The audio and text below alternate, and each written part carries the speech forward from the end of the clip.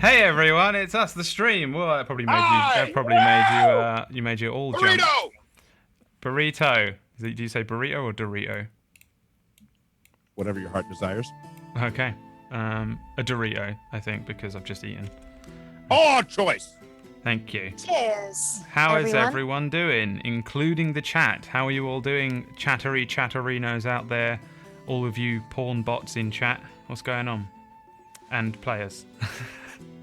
Yes. How you doing, players? Yes. Yes. We were just discussing what happens when your water breaks in the middle of Safeway. And Pony revealed to us that happened to him once. Do you want to tell us the story? No, I don't. I told you that I did not want to talk about it on stream. Yeah, I know. That's why I'm making you do it. Yeah, I'll talk about it on stream. You want to tell? Why don't you retell the story of Pony Punch's water breaking in Safeway? All right, so here's how it happened. I was a young lad, all right? Pony's like 75. You don't know that. He's a vampire. You can tell from his voice that he's about 70. And his very pale white skin. From my skin. And, well, I turned a corner. And as I turn this corner, I run into this old lady with my cart. She goes flying. Mm-hmm. And as she goes flying, she runs in to Pony Punch. And Pony Punch looks up at her and just starts pretty much looking like he's pissing everywhere. Mm-hmm. And the old lady just starts screaming, "Fruit! Fruit! Fruit!" Yeah, screaming. We don't know why, though. And that's how the water broke. That's all there really is. Not that great of a story. That's correct. Everyone go and subscribe to Kiwi On.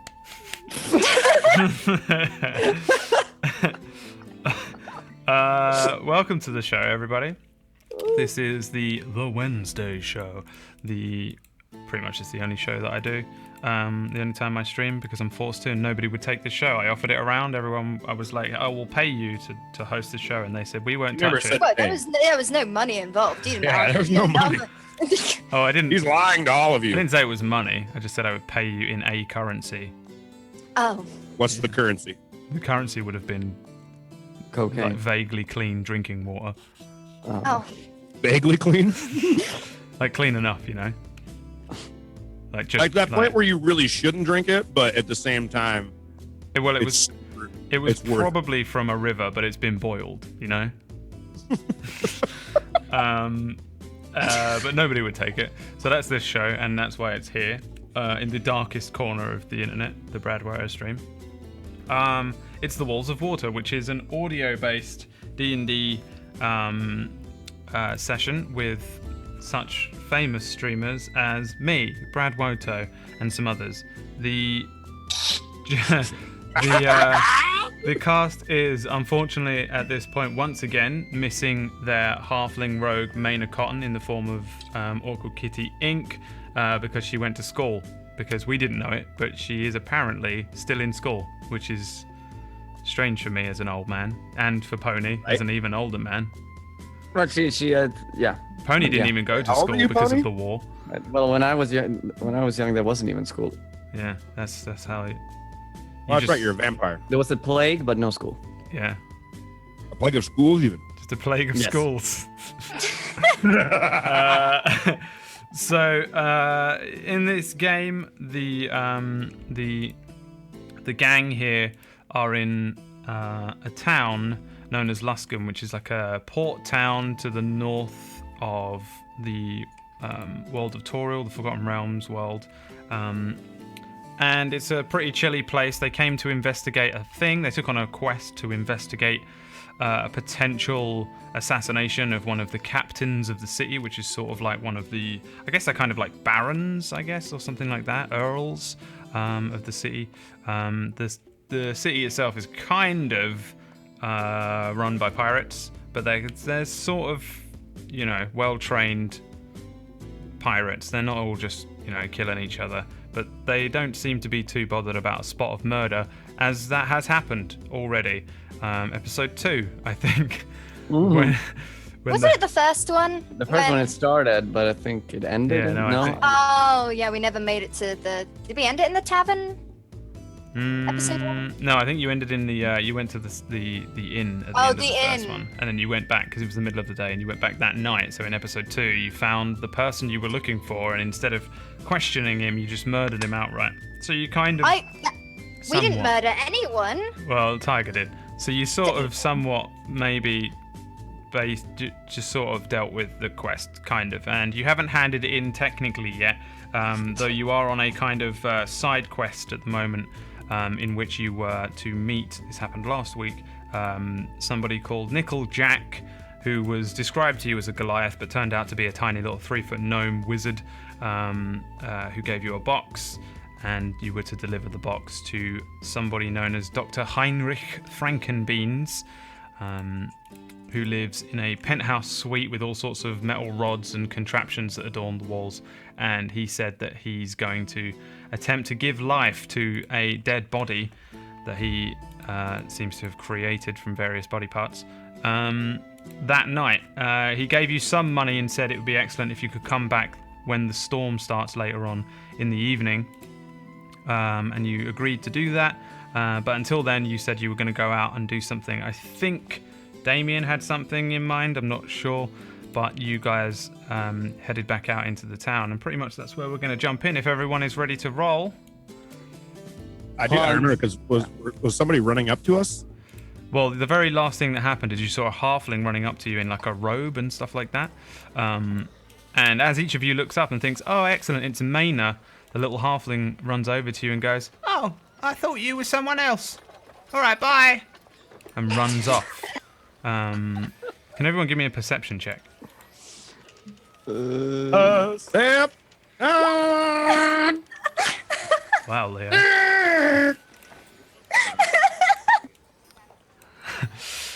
What happened? You okay, Kiwa? I think she's just laughing at my soft retcon there. I really expected Kitty to be back this week. All right, so nobody notices that Leo, this little halfling, actually steals one of your candles. What? No, actually, they take 3 of your candles. You have 1 left. What? Because they were bundled up in 3s and a 1. So, yeah, this little halfling ran over to you and nicked something from your pack. So just so that you're aware, I've reduced it from your inventory. The little halfling stole the thing, but nobody rolled high enough to actually see the person do it. And because you rolled the lowest, you were the one that got stolen from. I want backstory. Why'd she need my candle? And well, maybe you'll find her one day. This little, she looks really similar to Maina, like similar enough that you were like, oh, it's Maina, but it wasn't Maina. Damien was able to make out that this little halfling had a tattoo around one eye that looked a lot like the one that Mike Tyson has got. All right. Other than that, this little halfling just mistook you for someone else and ran on. So where would you guys like to go? What would you guys like to do? You are outside of this Dr. Heinrich Frankenbeans sort of apartment complex. In front of you is this other building, which is the Winter Palace, which is like a big old open area temple. I would have swore that was that halfling that was with us earlier. Yeah, she seemed really nice, though. She wasn't loud enough. Loud? Maina. Yeah, Maina talks a lot.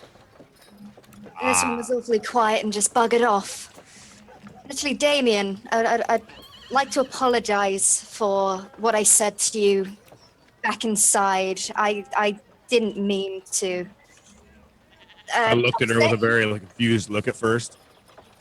You know, I generally travel alone, and I didn't mean to upset you. It's been a long time since I've spent time with others, and after you left me back there when I was captured, I was hurt, and I shouldn't have taken it out on you. I shouldn't have expected anything from you, and I apologize. I kind of look around, and I look over at Leo real quick.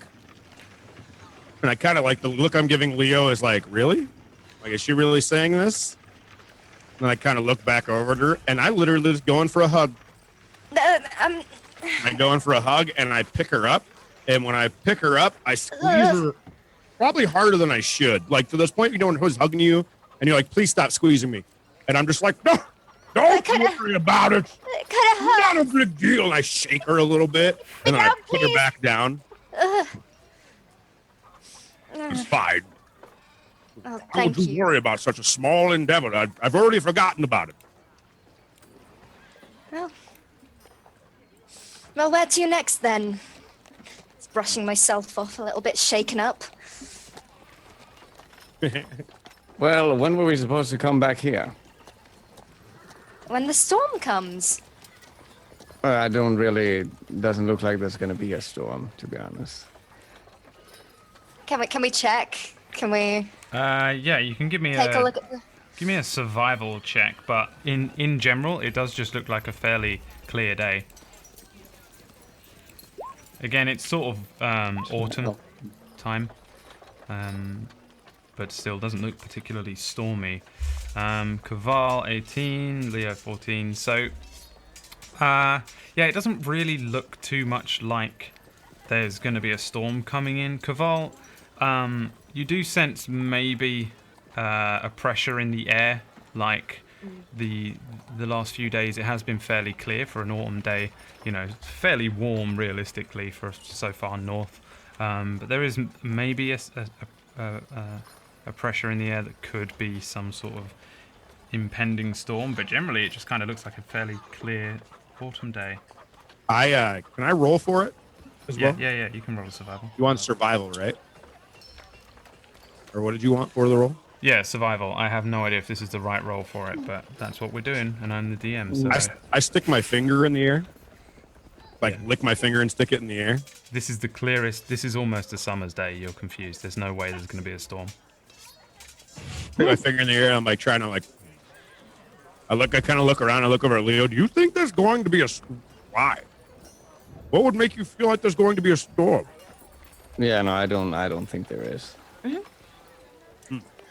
I kind of start walking again, and exactly where did you say we were at again? I want to make sure I don't say the wrong thing. So on the map, you'll see the Winter Palace towards the top right, the northeastern part of town. You're there basically in the part just in front of that, on the road just in front of the entrance to it. I look over the area too, and I'm like, what was it we were supposed to bring back to the old man? We're not to bring anything back. I'm pretty sure he just wants us to return when it storms, and You there need might be help with something that brewing, money. but I think he said he wanted like some extra hands to help him deal with all of the things that he needs to do. Lab assistance. As he says that, I just kind of start walking towards the market. Sure. no, I'll follow suit. Yes.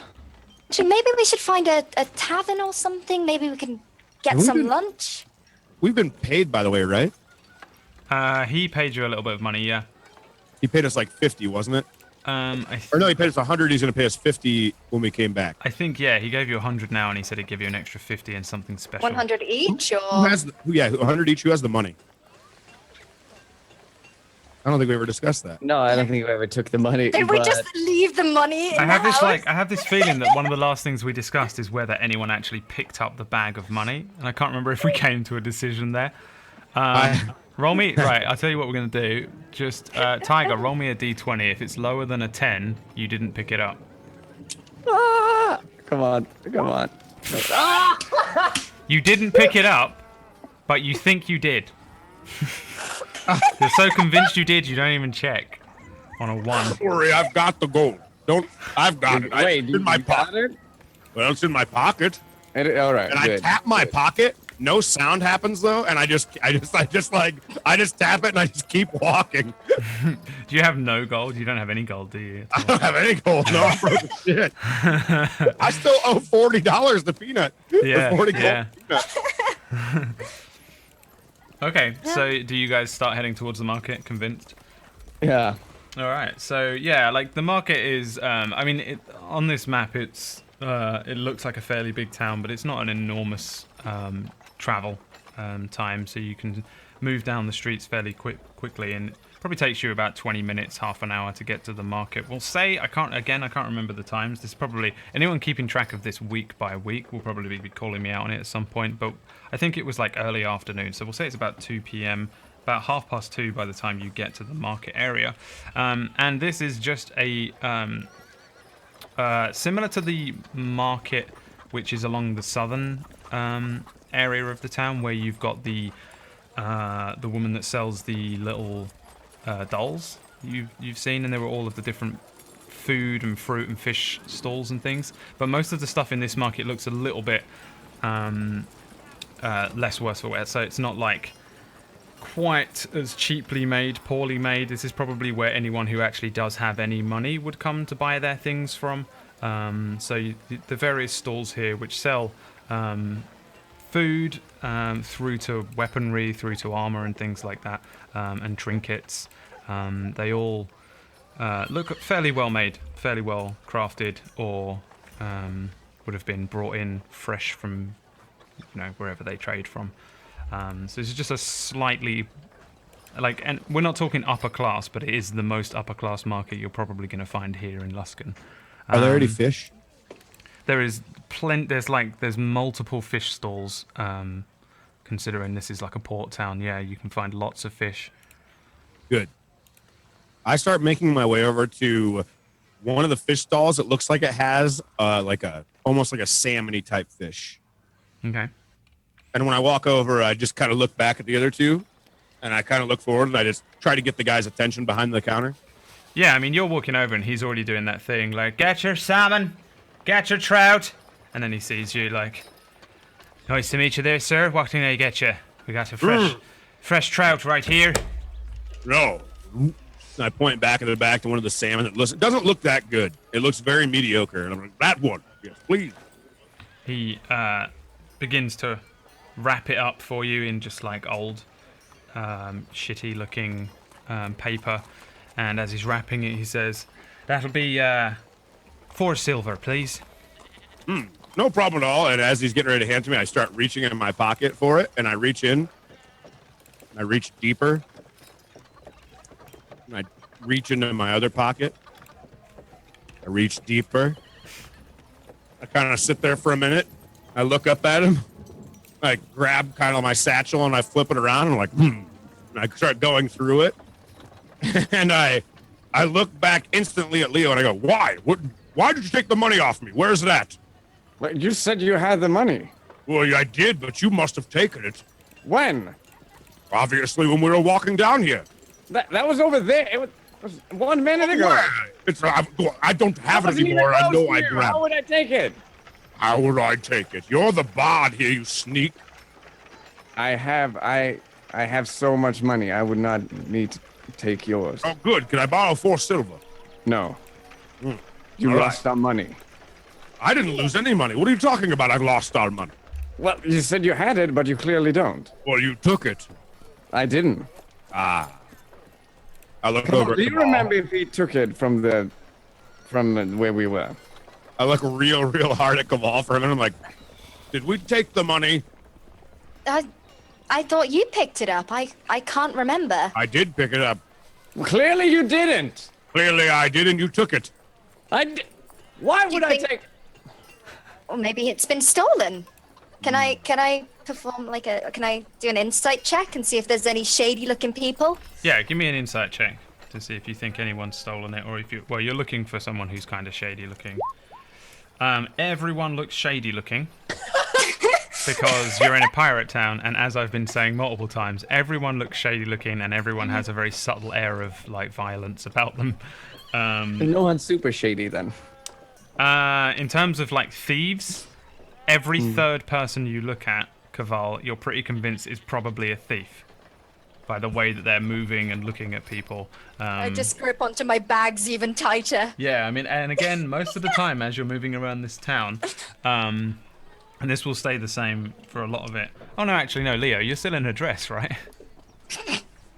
Yes, I am. I never got time to change it. Yeah. Yeah. So I was going to say everyone. It was wet, wasn't it? Yeah. So you guys are a little bit damp, though. You've spent a bit of time, sort of drying off. So you're probably still a bit damp, but not too bad. But yeah, you. I was going to say everyone's always looking at Leo because he's normally in the fine clothes and things, but nope. No, everyone's just kind of like every other person you look at is eyeing up anyone here who looks like they're spending a lot of money in the market. But also, counter to that, everyone who looks like they're a target seems to be fully aware of it. All right. So either someone stole it, or it's still back at the doctor's. I look up at the sky real quick, kind of looking to see if it looks like it's going to storm yet. And I look back down, and I kind of look at both of them again. I'm like, I turn around to the guy that's got the salmon. Yeah, he's still and I kind of look. I just kind of look at him for a second. I go, "Hold on 1 second, sir. I'm going to be honest. I think that I've misplaced apparently my money, but I'm not going to tell you to continue to wrap that up. I don't want to waste your time, sir." Oh, no, Damien, it's okay. And I pass him 4 silver. Right, yeah, you'll want to be careful. There are a lot of thieves in Luskan, if you're new here. And he wraps up the salmon, takes the 4 I look silver. at him for a second after he says that. What can I roll on him to see if I think that maybe he stole it? An insight.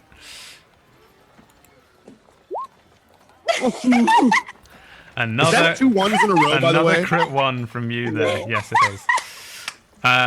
He definitely did not steal it from you, and you're convinced that he's probably the nicest person you've met in town and has never stolen a thing in his life. As he hands me the salmon. As he hands you the salmon. I grab it, I take it out of the packaging right away, and I just take a big old chunk out of it, and I look at him and just like, you're probably the nicest person here that I've met today. And I take another bite out of it. And also, I'd like you to know that if I ever come back here, I'm going to give you money just for being so nice. Thanks very much. He looks kind of confused. The other two looking at him, he doesn't look that nice. He looks like he's almost definitely at least murdered 5 or 6 people in his life. He's got like a pirate garb that he's tried to adorn with various trinkets to make himself look a little bit more like a respectable vendor, but he was definitely some sort of horrific pirate for a good portion. I put my of his hand life. out, shake his hand. He shakes your hand. You wearing anything like a wristwatch? Nope, or I anything? sure am not, Brad. You son of a bitch. If you had a wristwatch on, it would have been gone. Luckily, they don't exist. Well, they might. Believe me, that went through my head before I shook his hand. I was like, he's gonna try to get him to steal something from me. Yeah, everyone's gonna try and steal stuff from everyone. But yeah, no, he shakes your hand and then carries on shouting, "Get your salmon, fresh salmon. See, this gentleman here loves it." And then carries on shouting as you guys. I raise my hand and shake the salmon in like happiness. Is anyone looking for anything else in particular? Yes. Is there an instrument shop? An instrument shop. Give me a perception check.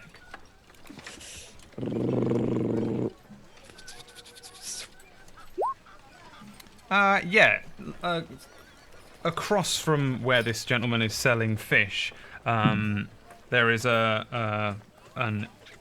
it's not really a stall. It's more like a blanket on the ground, and then propped up against various different. I don't know what they're called, but you can tell me probably the things that you put like guitars on and Stalls, yeah. yeah, and like little things that are holding like flutes and drums and things like that. This person also sells things like gaming sets and things like. Seems like he sells like chess, dice, cards, and things like that.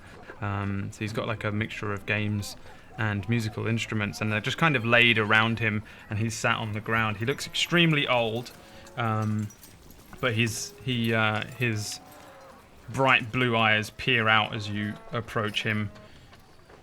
I follow behind Leo when he walks over there with my salmon. Sure. And just shuffle along behind, gripping my bags even tighter. I'm chewing at the salmon every step. I'm just like, oh. Yes. Hello. I was wondering if you have any flutes. I seem to have lost mine. Flutes you're looking for. Let's have a look here. And he points over to 2 flutes, one of which is your flute from the other day. And he says, I got this one here, newly brought in recently. Paid good money for that one. That one's 6 gold. And I've got this lesser flute here. Comes from Silvery Moon. It'd be about 2 gold. If I might, where'd you find this fine flute? I didn't find it. It was sold to me Ah, by whom? by a young chap who procured it from a traveling wagon outside of town, I believe. I walk over out of nowhere chewing salmon. I go, isn't that your old flute? He's gonna. Huh? What? He's gonna raise the price so much. Shut up. What? What do you mean? Shut up. Please, no. Sir, I'm pretty sure that's his flute. No, it's not. No, Flute? my. Which one is it? What do you call that one? The old man picks up the flute and says, well, perhaps once it was your flute, but now it's my flute, and if you'd like it again, it'll be 6 gold. Firstly, I would like to know who brought it. What's the name of the person who brought this here? He sets the flute down, crosses his arms, looks up to the sky thoughtfully, and says, I don't think I recall. I will throw a silver at him. 1 silver. Yeah. He catches the silver and puts it in and says, I think it might have started. Did it start with an M or a W? I think I can't. I just can't remember right now. Can I come in and just put my fist, just slam my fist on the table, like, sir, please answer the man? Give me an intimidation check. Oh. So as you go to slam your fist on the table, you don't really quite catch the table because you can't punch anything. You just kind of catch the end of it, and it just shakes, and like a few of his things that are on there, some of the smaller My items, voice crack. some of the smaller What's that? items just kind of shake a little bit, but you don't even push over the smallest little card that he's got like propped up, and yeah, your voice cracks. And he just kind of looks up at you and says, "No, I don't think I can remember even for one quite as beautiful as you. I'm sorry." As that happens and as that's going on, I then, for some reason, like out of pure curiosity, I slam my hand down on the table and I look at him and go, yeah, give. And I take another bite of the salmon. I'm like, yeah, tell us everything you know, like in a completely like sarcastic, partially joking way, like almost like I'm trying to jokingly play the bad cop. Yeah, give me an intimidation check. I'm surprised. Hey, that's pretty good. 21. So yeah, you just slam your fist down. It knocks everything over that's on the table, and there's a moment where the old man kind of looks upset and angry, and his eyes dart to his left and then back up to you, and then he kind of looks over you for 1 second and says, "All right, listen. It was just a little boy. His name's Rhodus. I don't know who he works for. I don't know what ship it is. He just brings me things. I buy him off of him. Simple as that. You'll find him down by Rat Alley." What'd you say his name was again? Rhodus. Rhodus. Can you go ahead and spell that for me? He spells it out for you. I look at him real quick, and I want you to know that I wasn't. I tear off a little piece of the salmon, and I offer it to him. I'm like, I wasn't being sincere. Like, here. Like a half-chewed bit of salmon. Yeah. Yeah, he takes it. Hey, It's pretty good, isn't it? It's okay. And he kind of struggles to his feet. He's super thin. He's quite like, when I say old, he's probably mid-60s or so. He kind of struggles to his feet, his bones creaking and popping as he stands up, and he starts to readjust the things that you knocked over on his table, and he says, "Listen, do you want to buy the lute or not? The flute?" Can you reserve it? We will be back when we've sorted this out. All right, I'll try. Thanks. I look at him, I'm like, you'll try? If somebody comes over and offers me a fair price for it, you must understand, you might not come back. Not running a charity here. Well, if you keep it safe, I'll give you 10 gold for it. Right, 16 gold for the flute, and he picks the flute up, pockets it. It disappears inside his robe. Can I beckon? Is there like a quiet corner? Can I search for like a quiet corner? Is this place really busy, or? Yeah, the market itself is pretty busy, but you'll see on the map there's an area that says the Prisoners' Carnival, which is kind of like an area where people are hanged or they have their heads chopped off and things like that, and you can kind of duck behind that area. It's probably the closest area that just nobody is around. There's nothing there, nothing's going on today. Oh, I start to make my way over there, and I beckon for Leo and Damien to follow me. You guys, please. I kind of look over at Leo. I'm like, did she just... Oh, whatever. And I start walking over there. All right. I'll follow on. I don't think that it's the best idea for us to stay in this area, especially to go back down Rat Alley. We're still wanted, aren't we? At least you two. I don't know how you even managed to make your way into the city again. And I kind of look around real quick at everybody that's around me. Yep. I just kind of sit there. I'm like, I take a bite of the salmon, shrug my shoulders. Give me a perception check.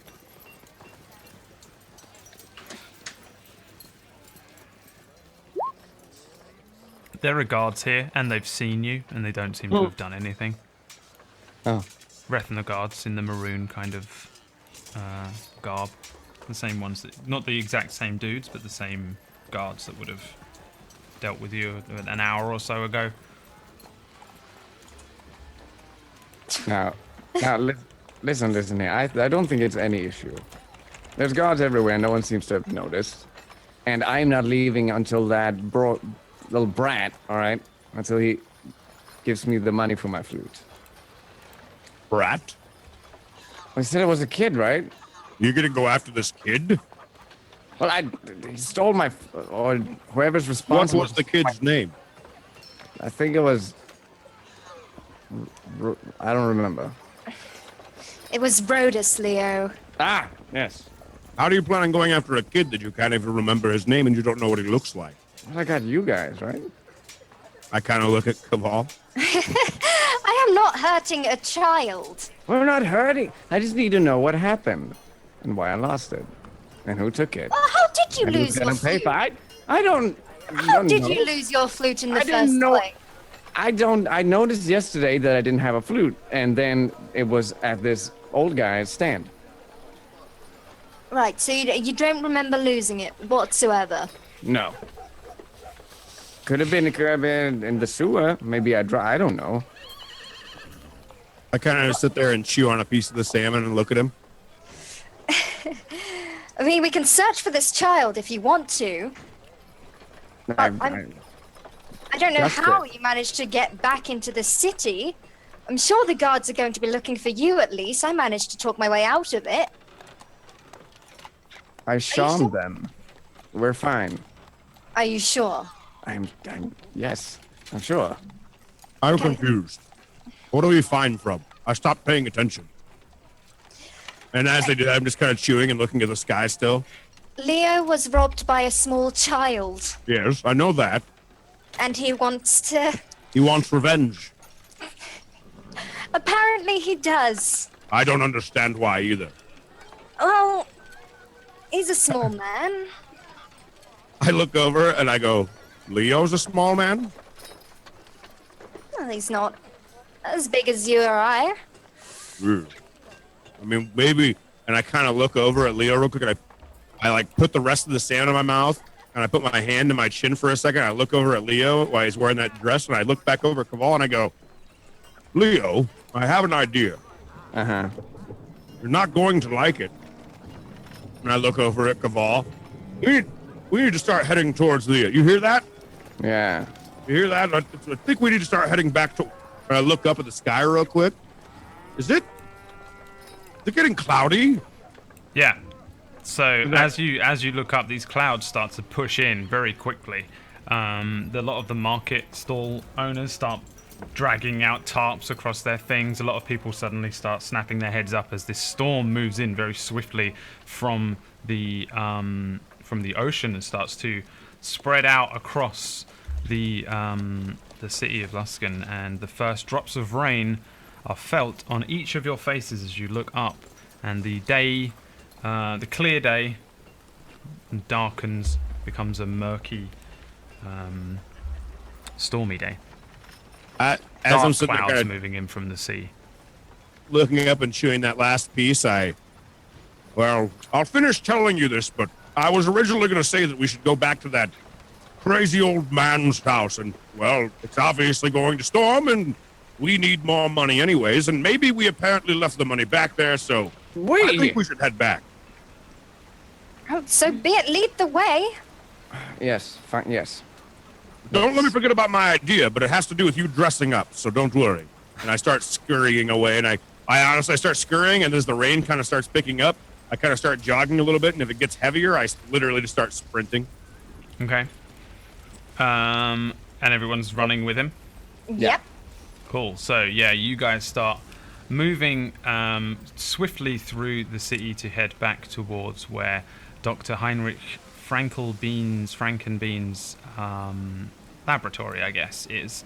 And after, I guess if you sort of double time it, you get there in like 10-15 minutes as you move through the alleyways, and you once again appear outside of the Winter Palace. All of the priests and acolytes that were there previously have all moved inside or moved away, and you run into this building belonging to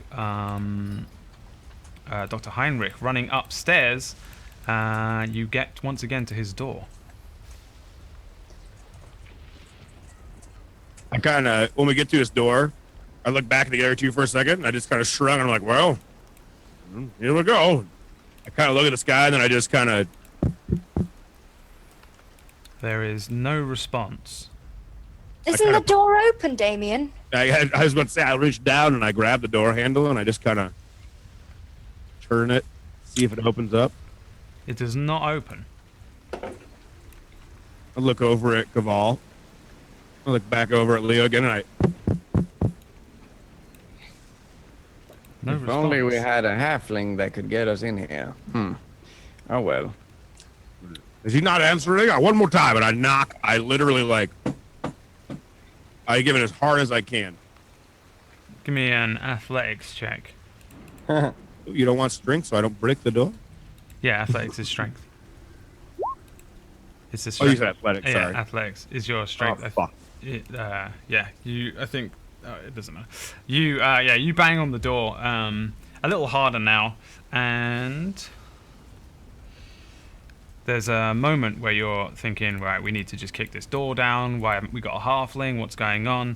And suddenly, the door, you hear like a,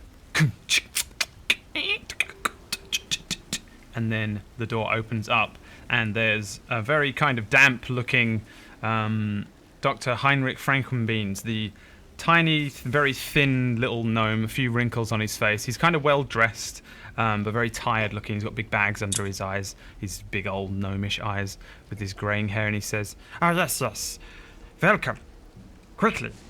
The storm is coming in." Oh, it's definitely coming in. And I look over towards the ocean. There is nowhere to look towards an ocean, I'm afraid. You're in like a corridor. Hey, I didn't say I was looking at the ocean. I said I looked towards it. Okay, so you just look at the wall to your left. Can I throw a look to Damien, just like a sort of, please get in, can you go inside? It's getting really wet out here. I step to the side and I open my arm up as to like wave them to go in before me. Thank you. Dr. Heinrich, pleasure. Yes. Welcome. Quickly now. Ushers you in. As each of you walks in, you see a bag, a little bag of about 100 gold in it on the side, where he left it for you to collect. I'll take that. And all right, yeah, you can pocket that. So you have 100 gold, or a pouch with 100 gold in it for now. And you head in, and again, this is like a penthouse suite at the top. It's got all sorts of metal rods and contraptions adorning the walls. They're attached to very strange clockwork devices, levers and pulleys and like ropes and things that lead upwards into this open sky window, which now is letting in all of this rain above you. The sky in through this sort of open sky window is darkening. There's a couple of flashes of lightning in the distance, and there's this iron rod which is leaning and swaying as the rain pours in. There's all of these ropes and these pulleys and things lead across the room towards this now full water tank, which inside you can see through the clear water a body laying there, and Heinrich is running over to this body, and he starts tinkering with things around it, and he says, "Just wait here for a bit. Soon I will tell you what to do. Please, just stand over there. Do not touch anything." Doctor, Yeah. this doesn't seem, natural. I'm a little uneasy, a little uncomfortable, I'll be honest with you. Are you... This is quite natural. Do not worry. This is science. You would not be here were it not for science. When the egg is fertilized, it is science. And this is exactly the same. Do you not understand? This is me fertilizing my egg. The egg of the mind with science. Yes, now shh. Let me work. I literally, like, when he starts talking like that, I get so enthralled. And I literally, like, I look for somewhere to sit, and I just, like, put my hands on my face, and I'm like, oh, wow. There's quite a nice area which had the various armchairs and things to sit around where you had the tea earlier on. So you guys can sit there if you'd like. There does appear to be another room that presumably leads to maybe a bedroom or something. But other than that, it's just quite an open space. And it's like this rain is just coming into this room around you guys. Can I look for a place to change from this dress I've been wearing for the whole day? I mean, there are various like bookshelves and things that you could hide behind, or you could inquire or move into the other room.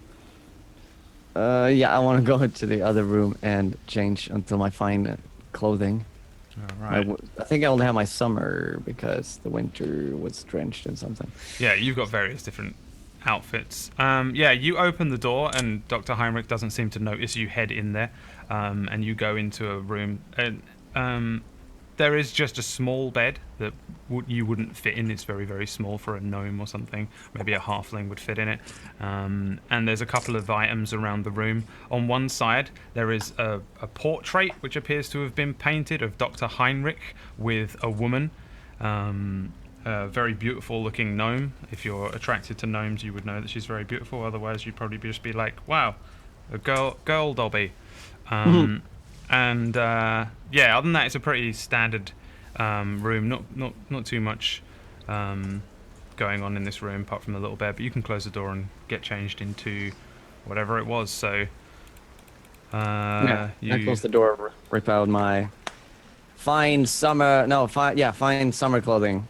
Yeah, it's a bit chilly for Luskin, but still, I'll do that. And yeah. take So off you've I'll got throw it out the window. these sort of shorts on now. Yeah. And yeah, so as I'll keep the ribbon though for some reason.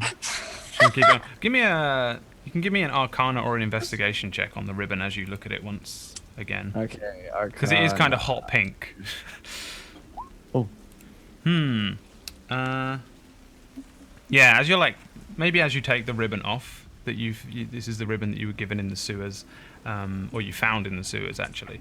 Yeah. And as you take it off, you're like, hang on a minute, I feel different now that I've taken this off. And then you pick it up again, and you feel something, and your arcane prowess isn't enormous right now. You are level 1, so you've kind of you have an idea of magic, and you've been using it a little bit, but you're not like an expert wizard. But you definitely feel something come off of this, as if it's maybe been imbued with some level of magic. It's not necessarily your area of expertise, so you can't work out what it does or what it is, but you are aware now that this is a sort of magical item, so maybe you can put it on again. It doesn't have to be in your hair. You can literally tie it around an arm or something. Yeah, I'll have it as a wristband. Cool, yeah. So you wrap it around the wrist, and you continue to receive the benefits, which we know is that you have advantage against poison saving throws with it on, but Leo as a character doesn't necessarily know exactly what it does. I just know the ladies love pink. The ladies love hot pink. Yeah. And so does Leo. What? Yeah. I've been drinking Jack Daniels. Okay, cheers. So yeah, what do you say all the time? Skål. Skål. Skål. The Swedish, well, yeah, is it Swedish or is it just Nordic? Because they say it in Vikings all the time as well. All right, so back in the other room, the doctor starts moving around again. He's still dealing with various trinkets and things. Every now and then he shoots a glance over at you, but doesn't say anything or do anything about it. Just checks that you're still there, and then carries on going about his business. What are Damien and Caval doing? I'm still sitting there enthralled. I want to lean in. Damien, doesn't any of this concern you slightly? I look over at her real quick, and I give her a really kind of... The look that I'm giving is, I'm a barbarian that is kind of smart, and I really like learning things. And I just kind of look like, why would I not want to know more about science, as he says? I just kind of like stop minding her, and I wave my hand at her. I just put my hands back to my chin, and I just like kind of look. Just start ignoring her. No, Look at all the neat stuff happening. I understand that it's fascinating. And I put my finger to her lips. Fine. I don't even look at her when I do it, though. I just look at the guy. You can just ignore me, Damien. You can ignore me all you want. I cover her mouth with my hands. Just sigh and... So incredibly accept intrusive. So the sky above you, as presumably Leo is changed and heads back out of the room quietly, is now like almost entirely dark, and it looks like almost nighttime. And the doctor looks up and then turns back to you and says, "Quite the storm, huh? I have been waiting for this one for some time. Luckily I came into a set of strong hands just in time. And of course, the lovely brain, which the beautiful Caval brought me. Thank you very much." He looks at all of you.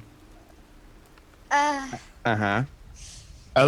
take my hands on her mouth, and I look up as he says that at her, and I slowly remove my hand. And I'm like, I just look at her. I don't even say anything. I just look at her. You're welcome. Yes, you're welcome. Thank you for your hospitality. No, he wants you to get it for him real quick. Oh shit! Sorry. Oh no, he already. It was what was in the box, if you remember. That was what was in there. The little wizard had brought him a brain for this thing. Give me a perception check. Anyone who is looking towards the tank. Can I just wipe my hands on myself? Just. So yeah, as Damien is watching the doctor go about his business and move around this room and deal with all the various different things that this scientist seems to be dealing with, all of these odd-looking trinkets and contraptions. At one point, he lifts the creature's hands out of the tank, the dead body's hands, and the arms clearly belong to Olog, the half-orc that you murdered, and the body appears to be human, but the arms appear to be stronger, thicker, and have a slight green hue to them. And Damien, on a 21, you recognize not only that they are a different species, but they are actually Ologs. There are a couple of tattoos that you recognize.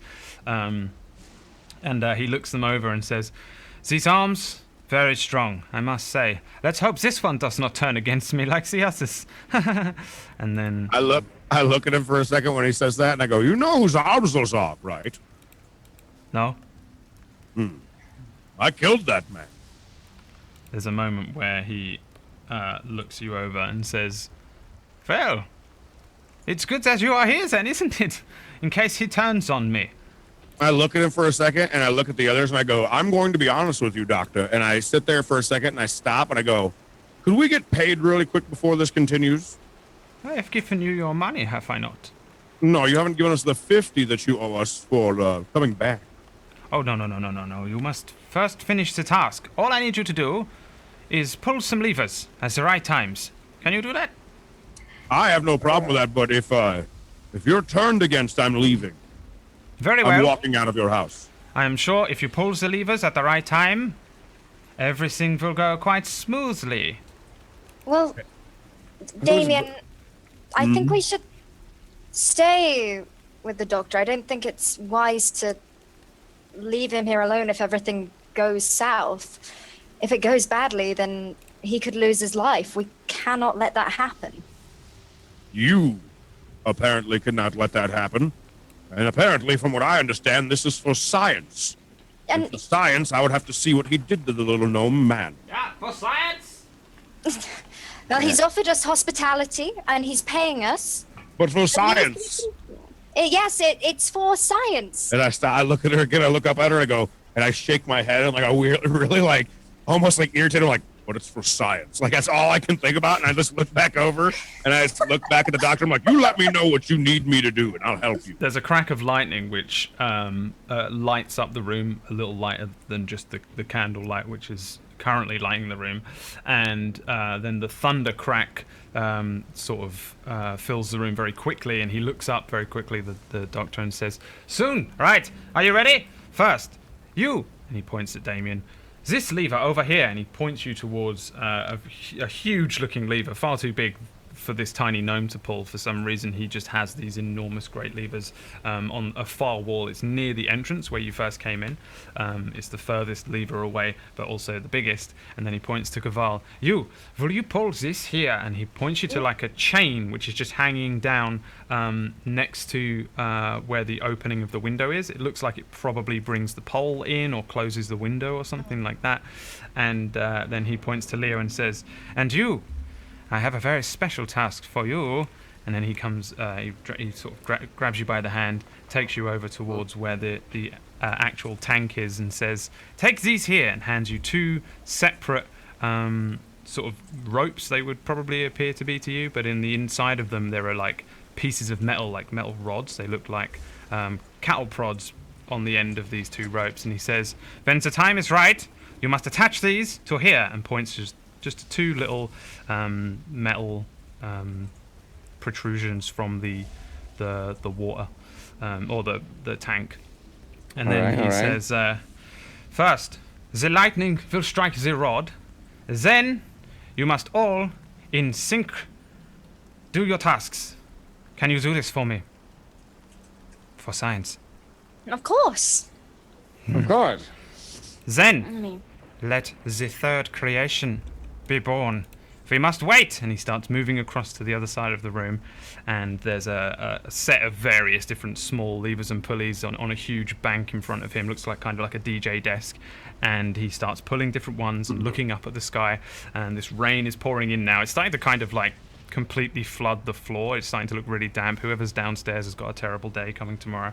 And he stands there and looks up, and there's another lightning and a thunderclap. Sounds very close. And can I try and grab his attention?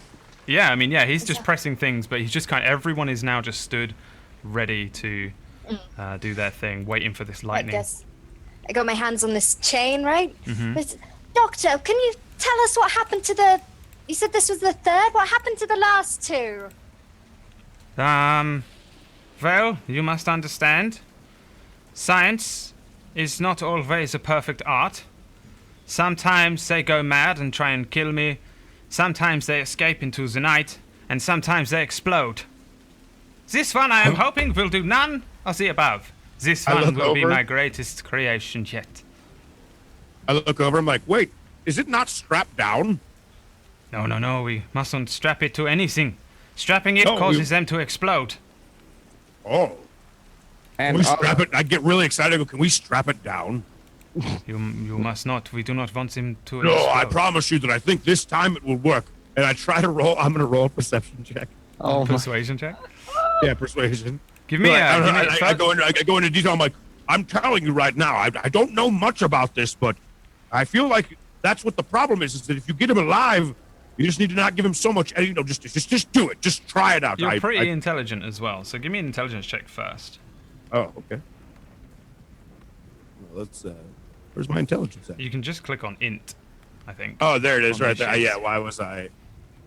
Yeah, okay, you totally believe that strapping it down is the correct course of action. And a 20 against a 10, the doctor says, it does seem like it would work this time, of course. The brain is much fresher, and that was an issue. Okay! And he runs over and brings with him these various straps and starts to strap the creature down inside the water tank. You see him he's on this little stall, bending over. He's quite near where Leo is, and you see him strapping this thing down into what already had these various seatbelt looking I don't know what they're called, the little clips, I guess, on the bottom of the water tank. Straps the thing down, and then looks up again at the sky. Come on, is it time? And he runs back over to his little bank and looks around. Is everybody ready?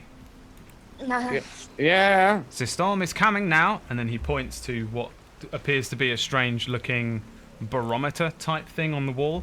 Yes, the air pressure. We have minutes to, and then there's a as the lightning strikes the pole above you and the electricity starts to surge down it.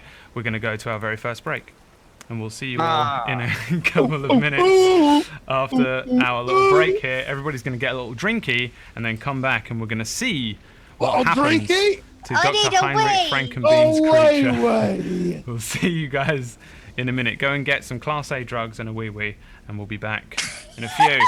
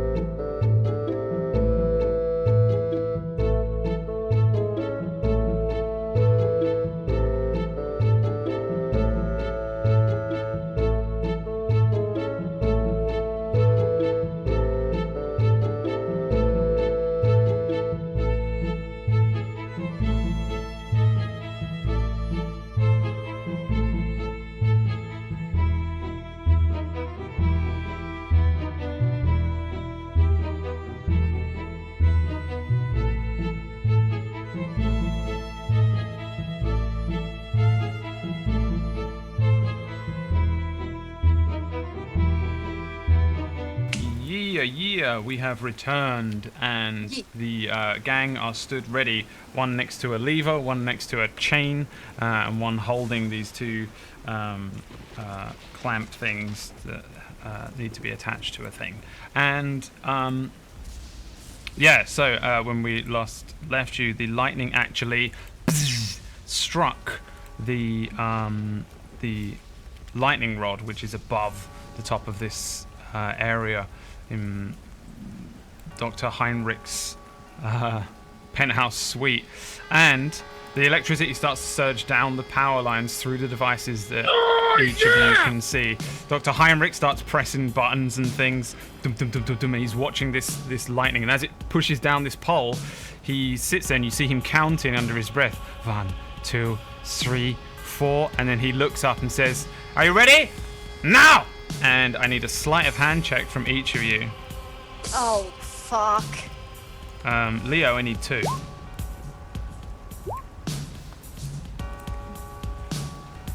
You have to be a 10. Oh. Damien. Oh, shit! Damien! I'm coming! I'm coming! Oh. So we have Kaval. Promptly, as the doctor says, "Now!" he pushes one of the levers up on the desk in front of him. Kaval pulls the chain, which does bring the pole downwards, and then causes all of the electricity which has been caught on the end of this pole to surge down each of the lines that spread out across the room. It pushes down towards an area in front of Leo and sends itself across these through this power line, and then Leo attaches 1, 2 each of the things to the tank as the electricity starts to surge out into the tank. Damien kind of takes a moment. The doctor opens his mouth in a wide, perfect zip, like O shape, as he's watching Damien not react quickly enough, and then you pull the lever down, and there's this strange mechanical sound that moves throughout the room underneath you, as if it's under the floorboards. And then the tank of water in front of Leo explodes. Leo, give me a dexterity saving throw real quick.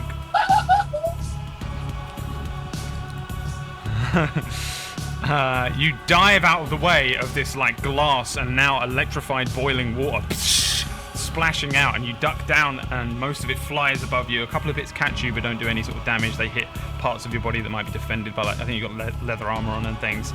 The doctor stands and starts to watch as the tank and the creature inside it begin to move steadily. A hand reaches up out of the water, a second hand, and it grips each side of the tank and starts to pull itself out. This head reveals itself, this scarred and puckered head, looks like it's post some horrific surgery, appears from out of the water, draws in a breath, and just starts to let out this terrible jumps out of the tank very deftly and lands on Leo. Leo, give me another dex save, but you have to beat a 20. What? Yeah. Nope. It doesn't even move. Just this thing just rolls and flips out of this thing, completely naked. The arms on it appear to be huge and muscular, and they belong to Olog, so they're kind of green in color. The rest of the body looks like a mismatch of different humans, and it lands on top of you, and these huge, great, thick arms begin to strangle at Leo, gripping you and strangling the life out of you. What do Kaval and Damien do? Am I near Leo? You're Were we next nearer, to each yeah, other? you're fairly close. Okay, can I run and sort of jump on the creature's back? Almost like put my arms around? Can I do this? Yeah, give me an athletics check, a contested athletics check, and I'm going to roll for the number that you need to beat. 17, pretty good, but not good enough. You jump onto its back, and then you feel this thing's rippling muscles underneath. It's got this kind of double strength from this new birth, this electricity pumping through it, and it just carries on, crushing Leo's throat as you jump onto its back and you start to wrestle with it, but it's unmovable. Damien, what do you want to do? I realize what's happening, and I come over and I grab both of the arms, like at the wrist, and I just start grabbing them and trying as hard as I can to pull them apart off of Leo. The hands? Yep. All right, same thing, please. An athletics check. Got to be at 7. No! So as you a 1, 1 which becomes a 3,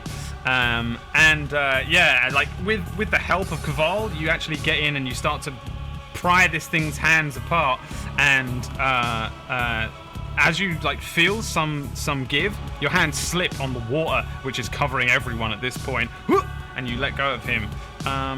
Let's see, Leo, you are going to take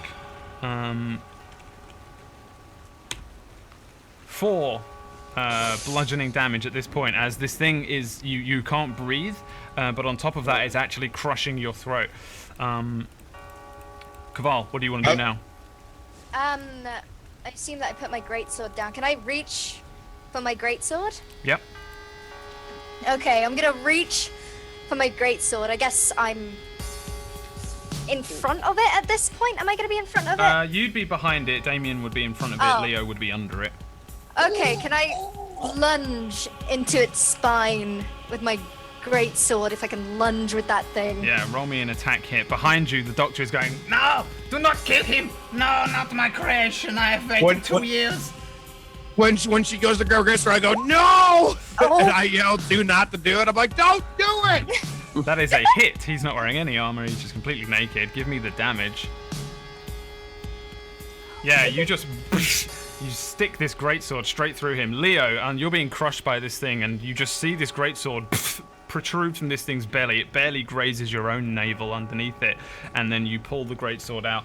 The creature doesn't bleed. There's just a hole of sort of fresh but not bleeding flesh as you pull the greatsword from it, and you deal 8 damage to the creature.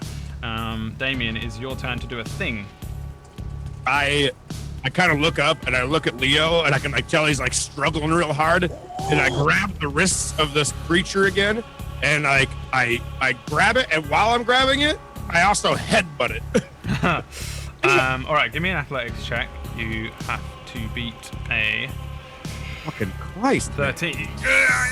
Trying to pull this thing, and it's just it's crushing Leo's throat here, and it almost looks like it's about to say something when suddenly you bring in your giant dragonborn head. Give me an unarmed strike, which is the d20 plus 2 plus your strength.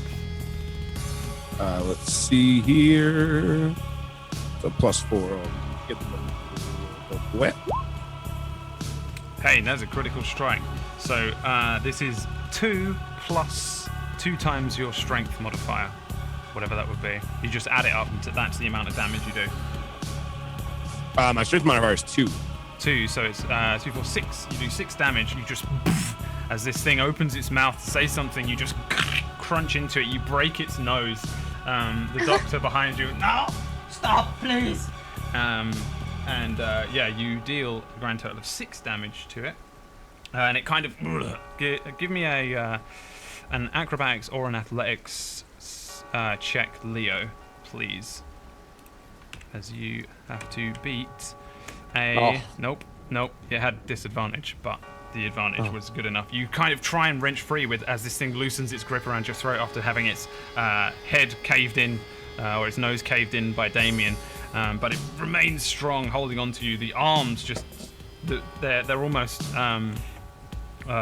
like stone around your throat here, and the creature once again begins to crush further life from you to the tune of 1. So as it loosens its grip, it doesn't do as much damage to you. It does an extra 1 bludgeoning damage to you, but bad enough. Not a huge amount.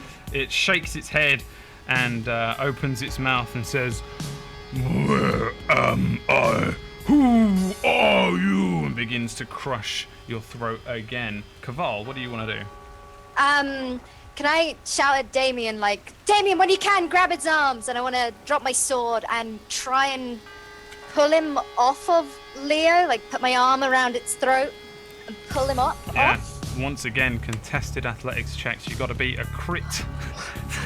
20. I'm rolling Holy epic. Shit. Woo! Rigged. Rigged. Yeah. Rigged. Fucking rigged. Yeah, you try again, and this thing just wildly looks around confused, the muscles in its back tensing against you once again. You just try and wrestle with it, but it's just insanely strong. It's been alive for like 21 seconds at this point, and it's the strongest thing you've ever seen. Damien, you may do something. I kind of look up as it says that, and the first thing I do is I realize it's choking Leo still, is I grab his stupid huge ass wrists, and I grab them, and as I grab them and try to pull them apart, I look at him and go, "Let our friend go, we're not here to hurt you!" And then I'm like, "I would have killed you by now!" And I grab his wrists again, and I'm gonna give it my best shot. All right, give it your best shot. Okay, you are unable to move his wrist, but give me a persuasion check as well. I'm about to leave. I'm about to go back to my bedroom for the day, and I'm about to go back to sleep. I am literally rolling. I think I got Kamal's Nothing but roll. ones. Nothing but ones. There's a lot of crits either way. So the creature's eyes sort of settle on you for a second as you begin to speak to him, and he kind of it looks like he's kind of listening to you for a bit, but then there's just this demonic looking dragonborn in front of him just going rah, rah, rah, rah, and it kind of he continues to strangle Leo. Strangling Leo. Give me an what did you roll before? Acrobatics? Yeah, give me another acrobatics check to try and wriggle free. You'll be at 17. Yeah, this guy's a monster. You He won't begin be. He's to- a monster, man. You see once again this thing sort of loosen its grip as it kind of cocks its head to one side and listens to Damien, but then you attempt to use this opportunity and it looks down at you again, and his eyes just glaze over again with fury, and it deals an extra 10 bludgeoning damage to you. I'm guessing you now pass out. Yeah. Oh no! So it crushes Leo's throat again, and Leo, just as he's trying to wriggle free, you just see him fall limp underneath this thing, but the thing doesn't really let go. It continues to crush an unconscious Leo. The doctor behind you just shouts, "Please, you must not die. Do not kill him." He's just running around in the background, wild, but not really interacting with anything going on. Kaval, it's your turn. Oh shit. Okay. Do I see Leo? Like, can I look through the hole in its stomach that I made and see Leo pass out? Yeah, you'll be able to see him. Okay, I'm gonna make my way over to Leo and I'm gonna use, is it lay on hands? Uh-huh. Can I do that? Yeah. Okay. So, do you know how it works? I cannot remember, no. So lay on hands, I think I wrote it on your sheet. Let me jump into your sheet here. So on your character sheet, there we go. So lay on hands, your blessed touch can heal wounds, and you basically have a number, mechanically, which is your paladin level times 5. You are level 1, so you have 5 HP that you can give out any amount. So you can give him 1 HP, or you can give him 3, or you can give him 5 just by touching him. Can I do that? Can I? You have a pool that you can give him any amount from. All right, I'm gonna bring him back. Is that right? Does he wake up from that if I give him 5? Yeah, he's on 0 HP. I'm not at minus? That's what I... No, you don't have minus in 5th edition. Oh, You just drop to 0, and then you KO, and then you start making death saving throws. You have 3 of those that you'll make before you either die or stabilize. At this point, though, she can just kind of res you again, kind of wake you up with HP. I'm gonna wake him up. I'm gonna give him 5. All right. How does it look when you do this? Like anything crazy happen with your hands? Any Not divine particularly. light? I just rest my hand on his forehead and I'll whisper something in his ear. No one can hear that because I haven't come up with anything just yet. All right, something whispered that will eventually come. We'll find out one episode one day. And can I still move after that, or You can still move, yeah. can I sort of plead with this thing? Like, can I just please stop? Let go of him. You're killing him. Yeah, give me a persuasion check.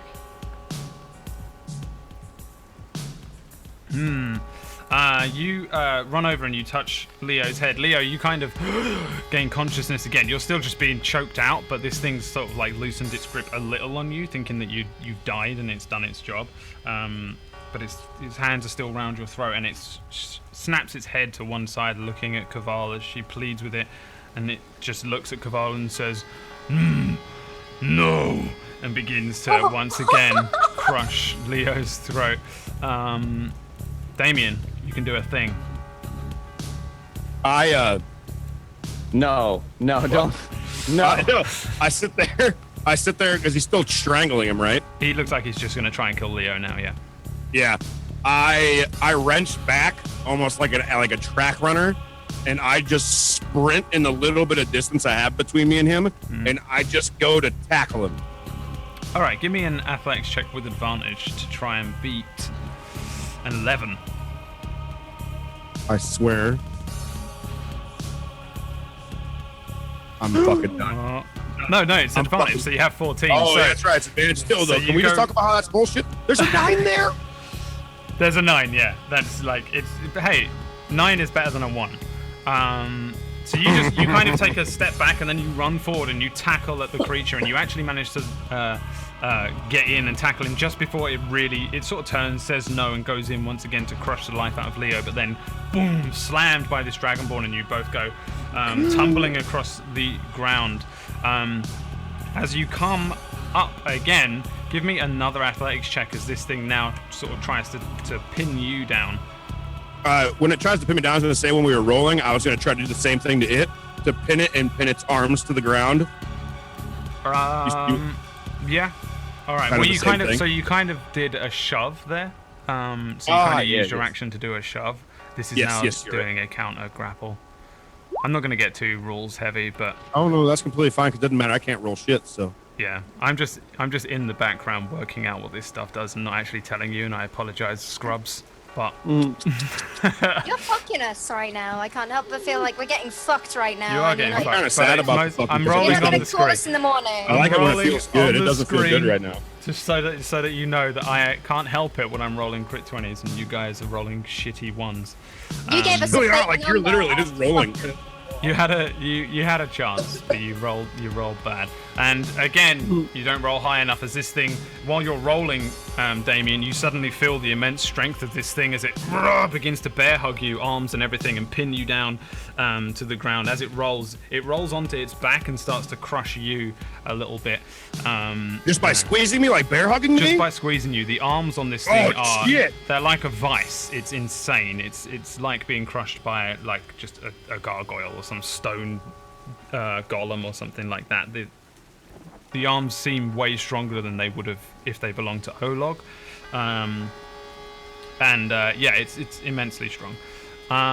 However, it is Leo's turn to do a thing. If you'd like to do something, your throat is kind of messed up. Give me a con save to see if you can actually speak, because you are a bard and you rely on a lot of verbal things. Nope. Your throat is all beat up and you're choking and spluttering, and at this point your larynx is damaged, so any magic or anything that you do that requires verbal components, which is a V, at this point you can't do. It'll take you a little while to recover. Oh boy. Let me see what I can. Like, I have no strength. There's nothing like that. And I can't talk to him either, I guess. You can't speak at the moment, no. Yeah, I can't speak.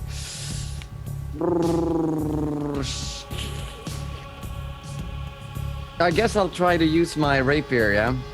Okay, so you go running at him and try and stab him? Yeah, go for it. Yeah, or like more like crawling. Like I'm still on the ground trying to like huddle my way there. Like, Okay. take my rapier and just in his head though, through his Alright. brain. Go for it.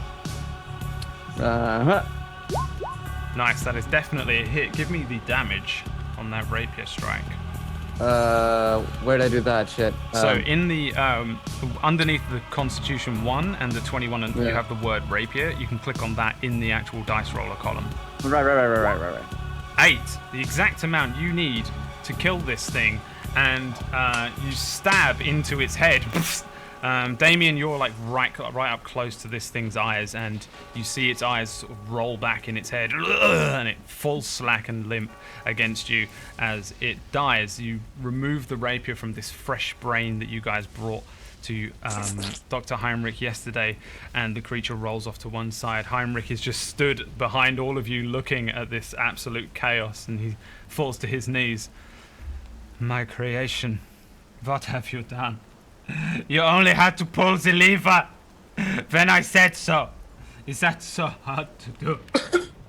He's kind of crying, and I started getting emotional as he's crying because this thing's kind of still locked around me, right? Like, he might be dead, but I'm still like in his grasp, and like, yeah, you can I get out. like start getting sobby with him. I'm like, it was for science. Like, it was for science. Why'd you have to kill him? I would have been fine. And I'm like I'm like, this could have been great. Why did you kill him? I look over at Kaval, I'm like, what is he saying? I don't know what he's saying. Why did we have to kill him? And I start getting like really emotional. I just bury my head into the monster's chest. Why did we have to kill him? Did you not see what he was doing to Leo?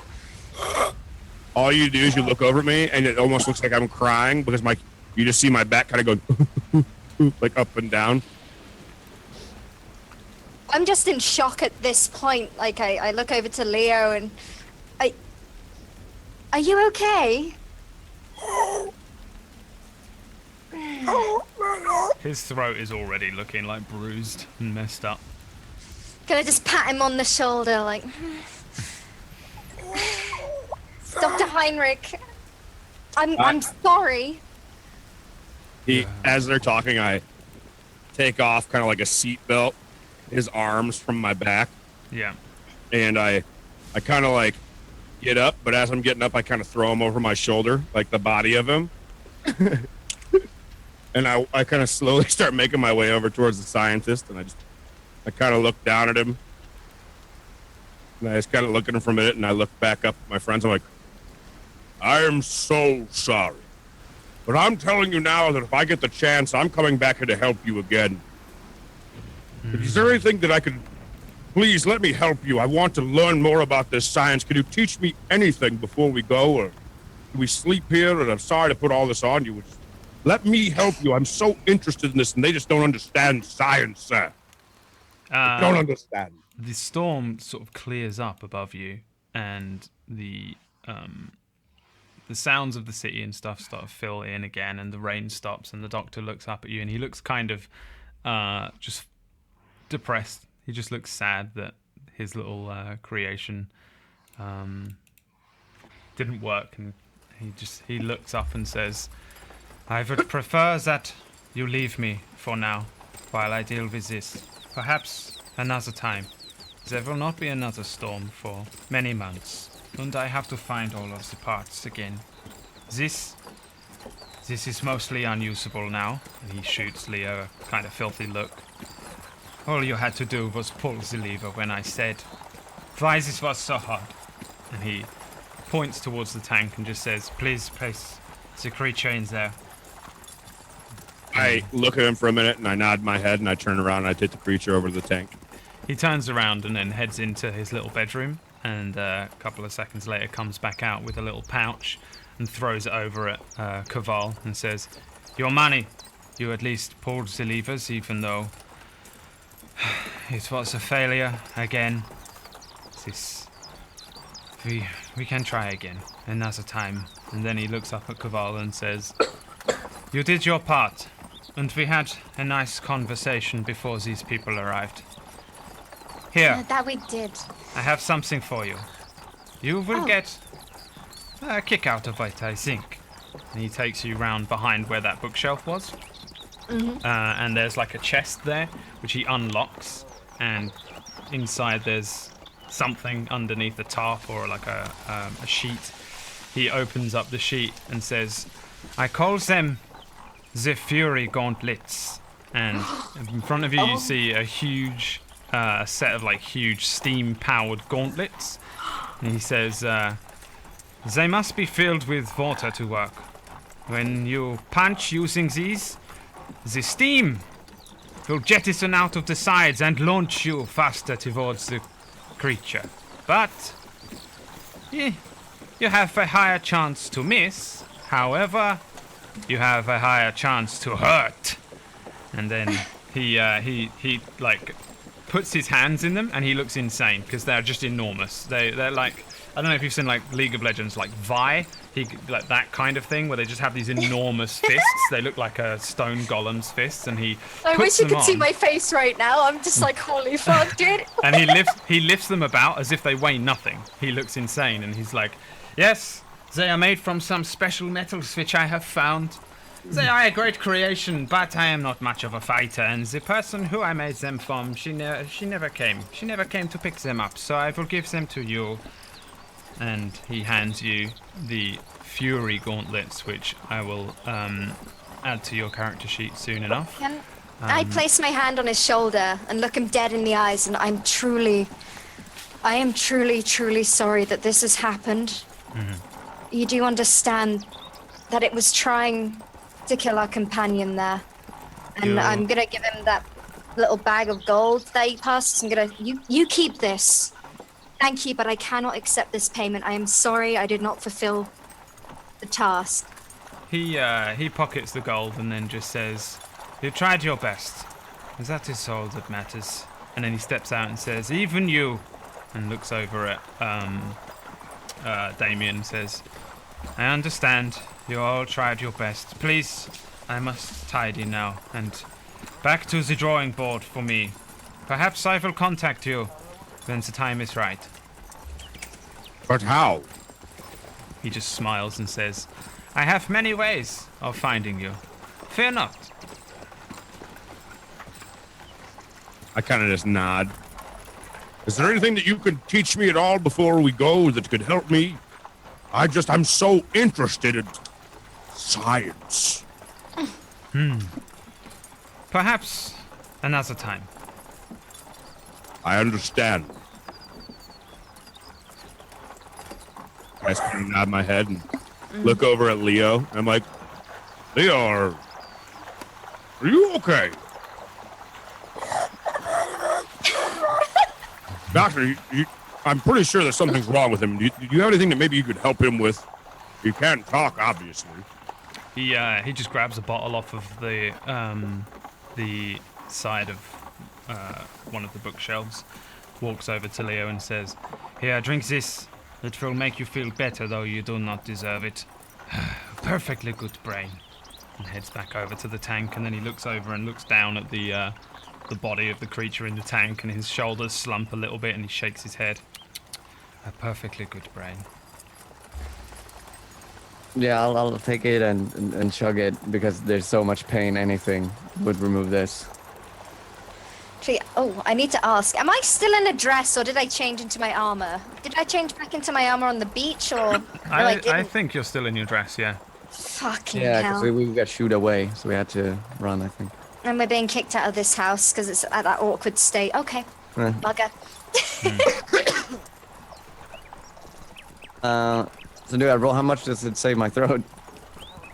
You're drinking it? Yeah, I should just chug it because I'm desperate because it hurts. So Yeah, much. roll me 2d4 plus 2. D4? Yeah, so okay. if you go into the dice roller, you Yeah, can, there you go. So it heals you for 7, and after a couple of minutes, your throat feels a lot better as you start to feel the bruising and the swelling go down, and it disappears as you drink this healing potion. And I think you're at full health with that. Yeah.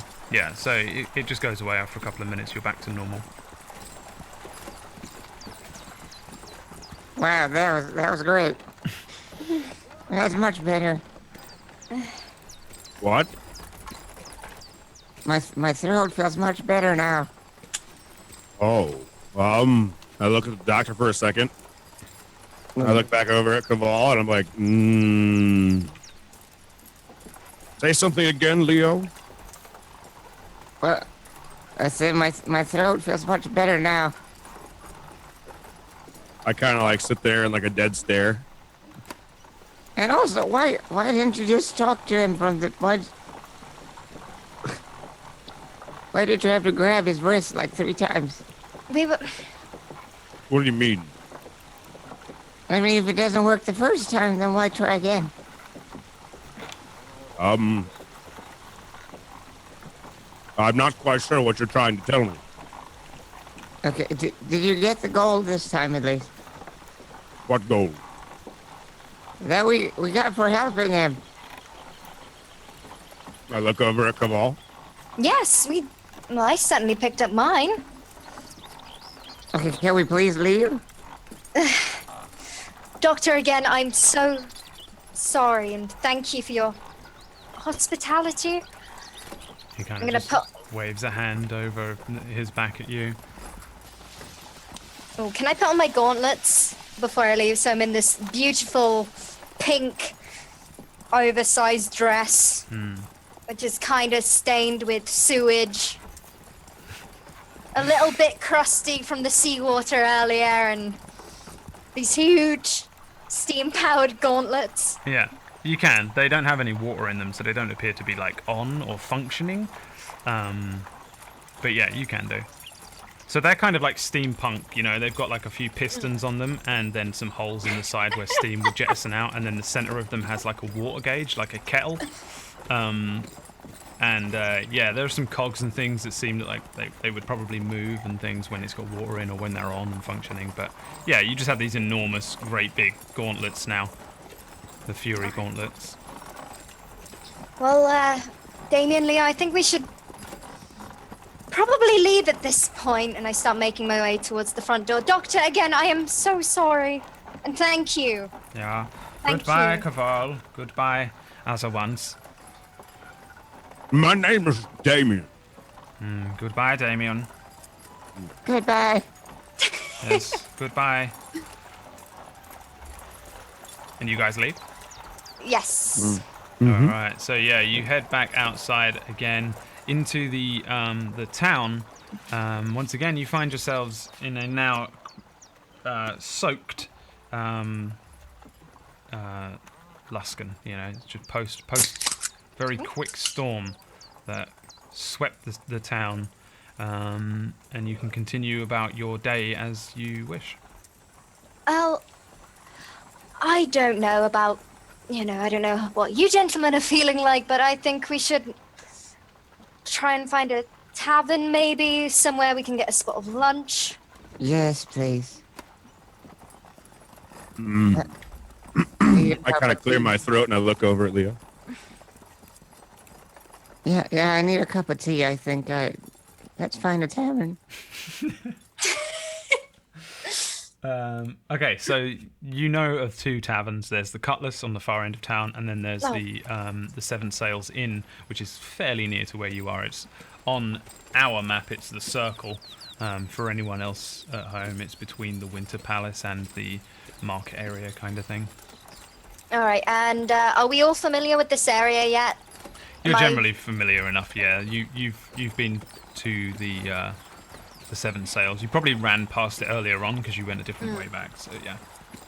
Okay, I'm gonna start making my way towards the Seven Sails. All right. I shall follow. Cool. So yeah, you head back to the Seven Sails Inn. So you guys were here a couple of episodes ago, episode 2 or so, and you Episode had 1. Yeah, you went there episode 1, and you had food in episode 2, or like right at the top of episode 2, and this is where you had your armor cleaned and things. You head in, and the Seven Sails.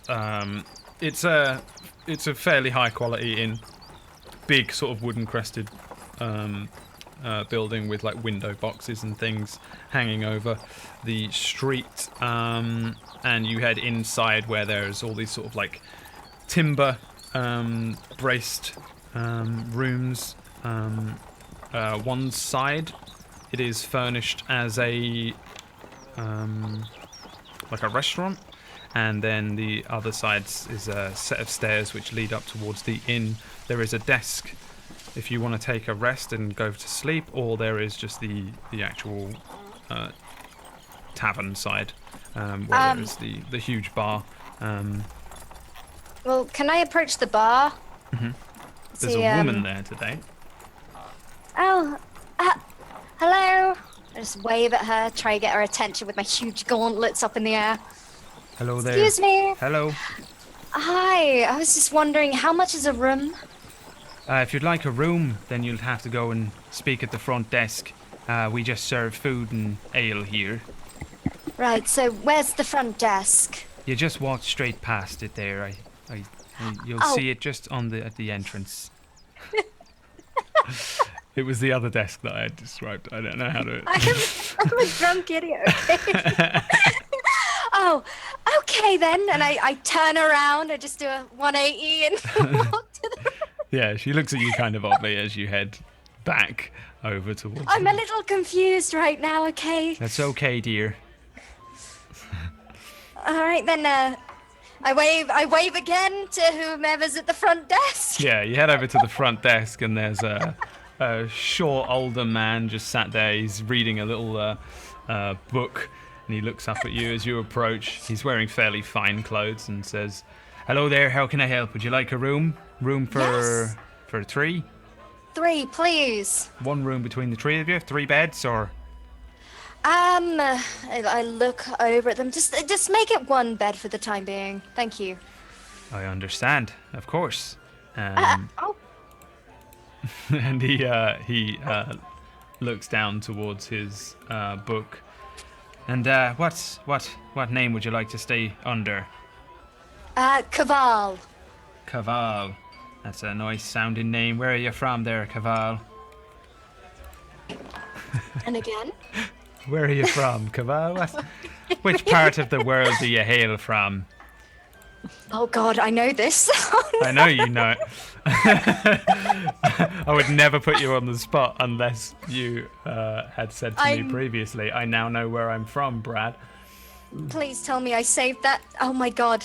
Okay, you know I'm gonna be mouthy to him. That's none of your concern right now. I just need a room. Thank you. I have the understand. gold to pay for it. Discretion. And he pushes a key across the table to you and says, 3 of you, 1 room. That'll be 4 gold, please. And again, I'll just throw the 4 gold onto the counter. Thanks very much. Takes it, hands you the key and says, 2nd floor, right at the far end. Thank you. Thank you. And I nod my head towards Leo and Damien. So, come on, follow me. I kind of look over again at Leo, and I'm just like, she keeps beckoning us. I don't know where she gets all the money from.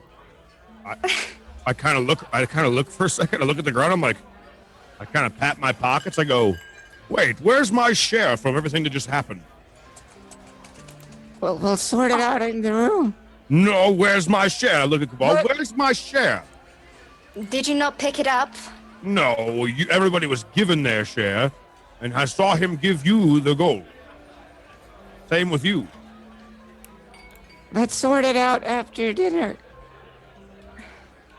Well, I only got this room for Leo. He needs to rest. And tea. And Yes, tea. I like tea. well, I'm gonna point them towards tell them where the room is, and I'm gonna make my way to the bar again. And miss, excuse me. Yes, how can I help? Hello. I'm sorry about the confusion earlier. I was just wondering if you could bring a kettle, a teapot Aye. of your finest tea up to room, the one on the left, No the problem. far end. Yes. Could you bring that up for us? How much is that going to cost me? She looks down and says, "That'll be 2 silver, please." All right, I just toss it at her. Thank you. No problem. And- We'll bring it up as soon as we can. Thank you. I make my way to the room.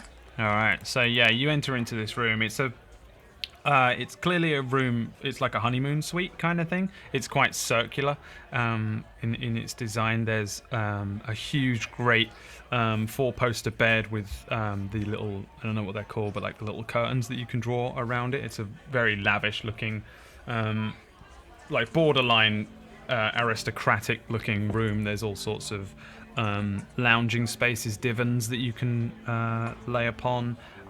There's a table in one corner with 4 chairs around it, and there are lamps and artworks, just basic looking artworks that adorn the walls. The large-ish window looks out across the city of Luskan northward, so you can kind of see the river in the distance.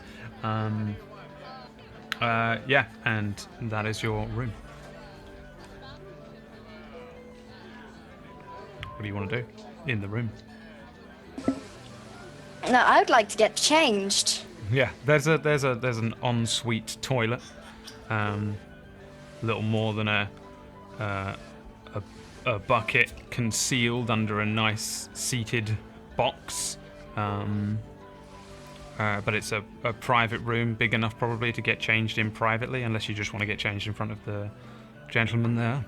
No, I'm gonna make my way to the private area and get changed, and also, Leo, maybe you should have a sit down. Tea's gonna be on the way. Okay, thanks. And then make my I'll way. sit down by the table and wait for my goddamn tea. Yeah, I mean, after probably 5-10 minutes or so, there's a knock on the door, Hello? and then opened up a small-looking boy, maybe 14 or so, heads in and says, "I've got your tea." And he walks over to the table and places down a tray. It's got like a huge mug on it with some tea in. There are 4 wooden cups, and there are some like blueberry tarts around the side of it, 4 of those as well. He nods and then looks at you, Leo, for a moment, hesitates for a moment, looking at you. Thanks. You're welcome. And then he heads out, closing the door behind him. Yeah, I'll start drinking it. Just pour up a glass of warm, delicious, soothing tea Yeah, for my throat. yeah, it's pretty good tea, by all measure, and yeah, it's very soothing to somebody who has just been strangled almost to death by a zombie. Yeah. It slowly fixes my throat and I'm back. But then a minute or 2. All right, what do you guys want to do now? Rest? No, I think we should have a little rest. Well, yeah, what time is it though? It's probably like 3, half 3 by now in the afternoon. Yeah, I mean, we could take a little nap. You can take a little nap. All gonna cuddle up on the bed. Yep. I literally, as like I hear like people talking about going to sleep, I start taking my clothes off and I go and I jump in the bed and I jump in the middle and I just put my arms on. I'm like, there's more than enough room here for the 3 of us. And I just turn over on my stomach and start trying to sleep. I'm gonna take a seat. I'm gonna sit there and just sort of meditate for a moment. I'll go back to the same position as last time we slept, so I have my feet where his head is, and yeah. Everyone kind of goes to sleep. You meditate, so you don't go to sleep? When was the last time you actually slept? Was it in the sewers? In the sewers. So that was Wait, how long ago was that? That was like last night, I think. Yeah, it was. 'Cause it's Maybe. the same day. Oh, Yeah. I'm all good then. Yeah, so you're okay. You can kind of meditate, just chill out and contemplate whether what you have done goes against your god, the god of Torm. You come to the conclusion that you're not sure. Yeah. Which I think is fair enough, because the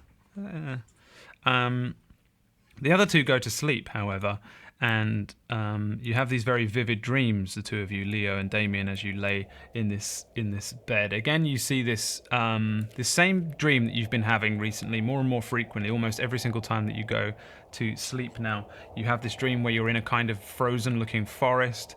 A wolf, a very, very large wolf, and seems to tower over you, about 20 foot tall, approaches you through the trees.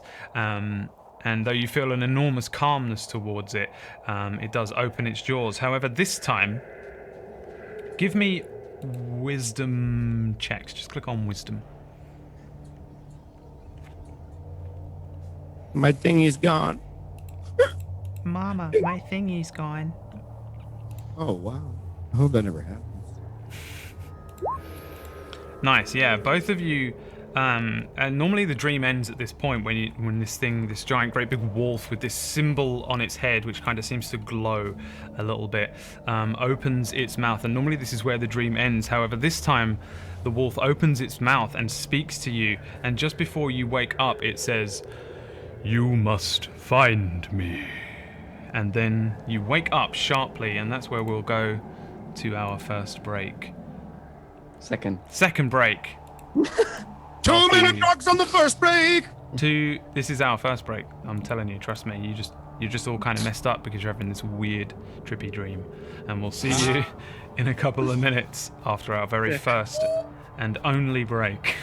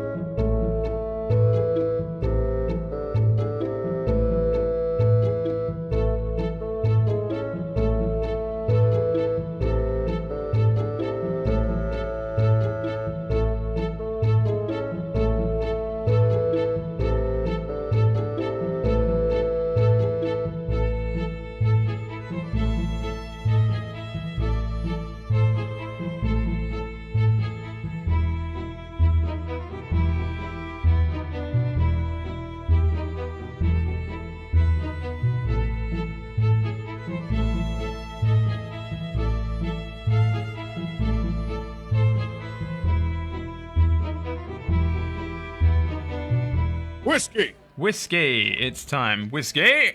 Did you ever see a show called Snuffbox? We're back. We're live. Hello, everyone. You know Yes. Do you watch Snuffbox? Really? I did. I wasn't. I wasn't too into it. Was Like it called you know, Snuffbox? It was called Snuffbox. Yeah, Right? yeah, it's Snuffbox. It's with The What is best thing in Snuffbox? it. What is that? The best thing. Right. I'm just gonna afterwards remind me to send you a thing, okay? But there was a sketch, just a British sketch show. It was on like a fucking 2 a.m. in the morning, and there was a sketch that I did. Every now and then, which was just like whiskey, is the sketch, and I'm not going to tell you anything about it. But anyone who wants to wander off and find Whiskey by Snuffbox, there's a compilation of the 5 or 6 that they did, and it is so good.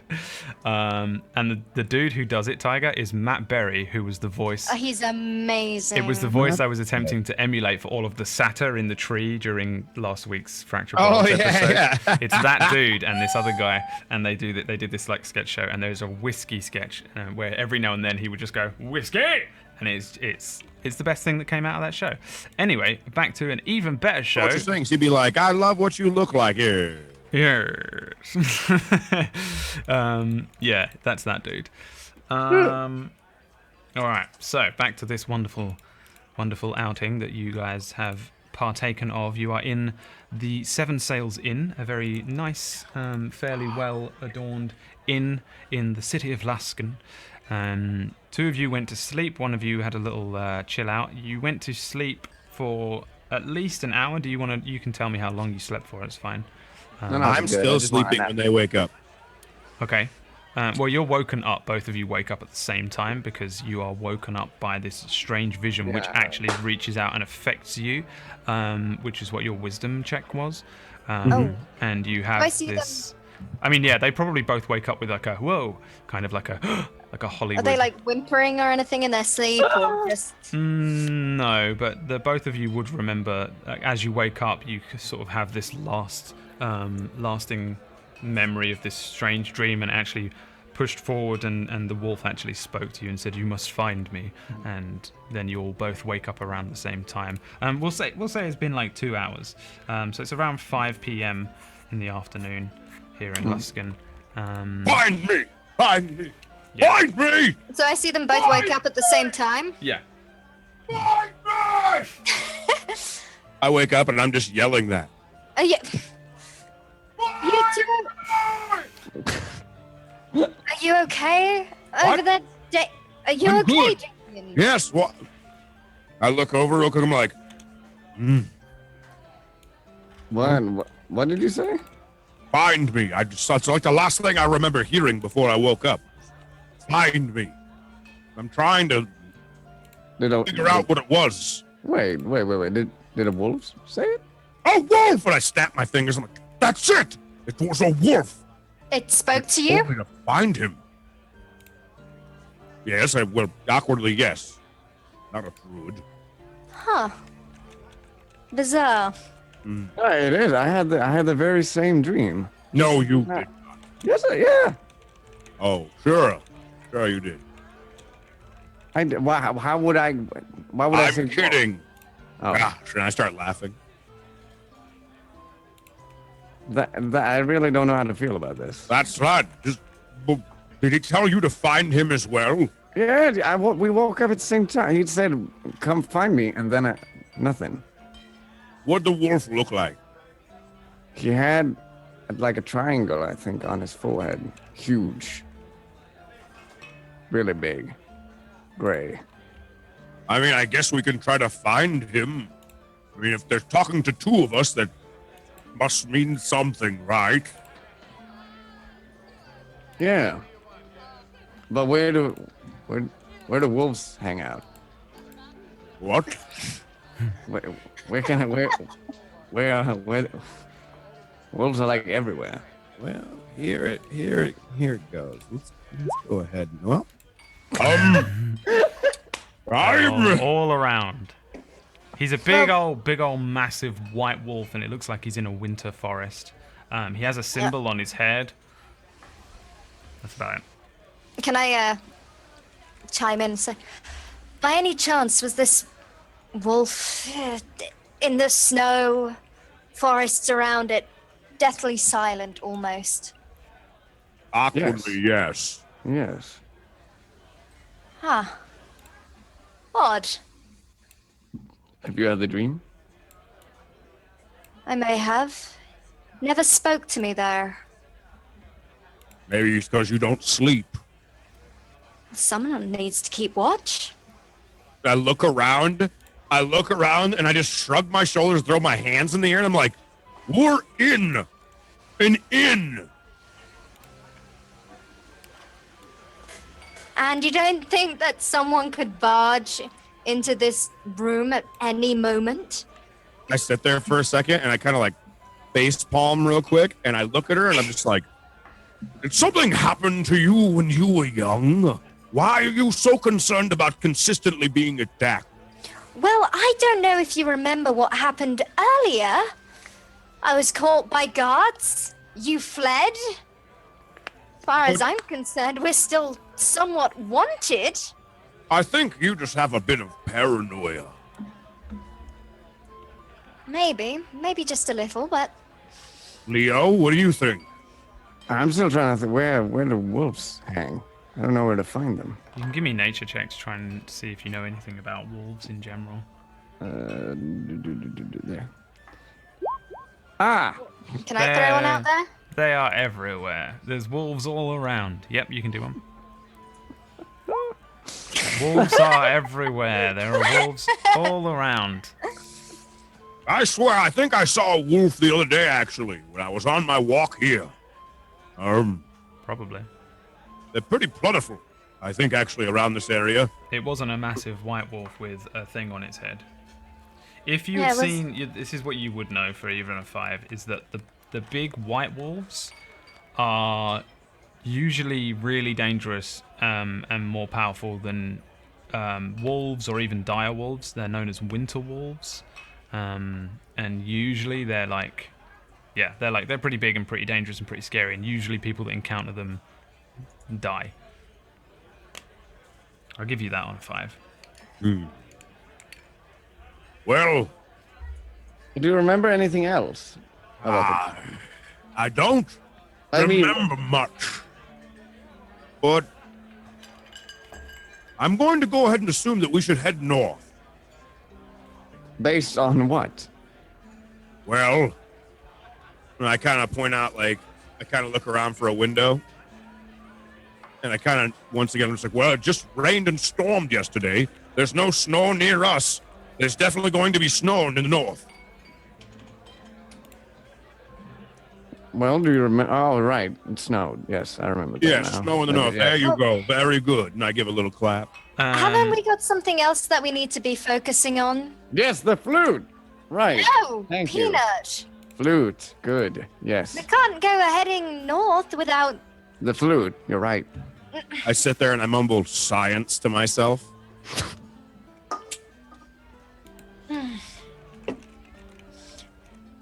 Well, yes, we should head to the what was it called?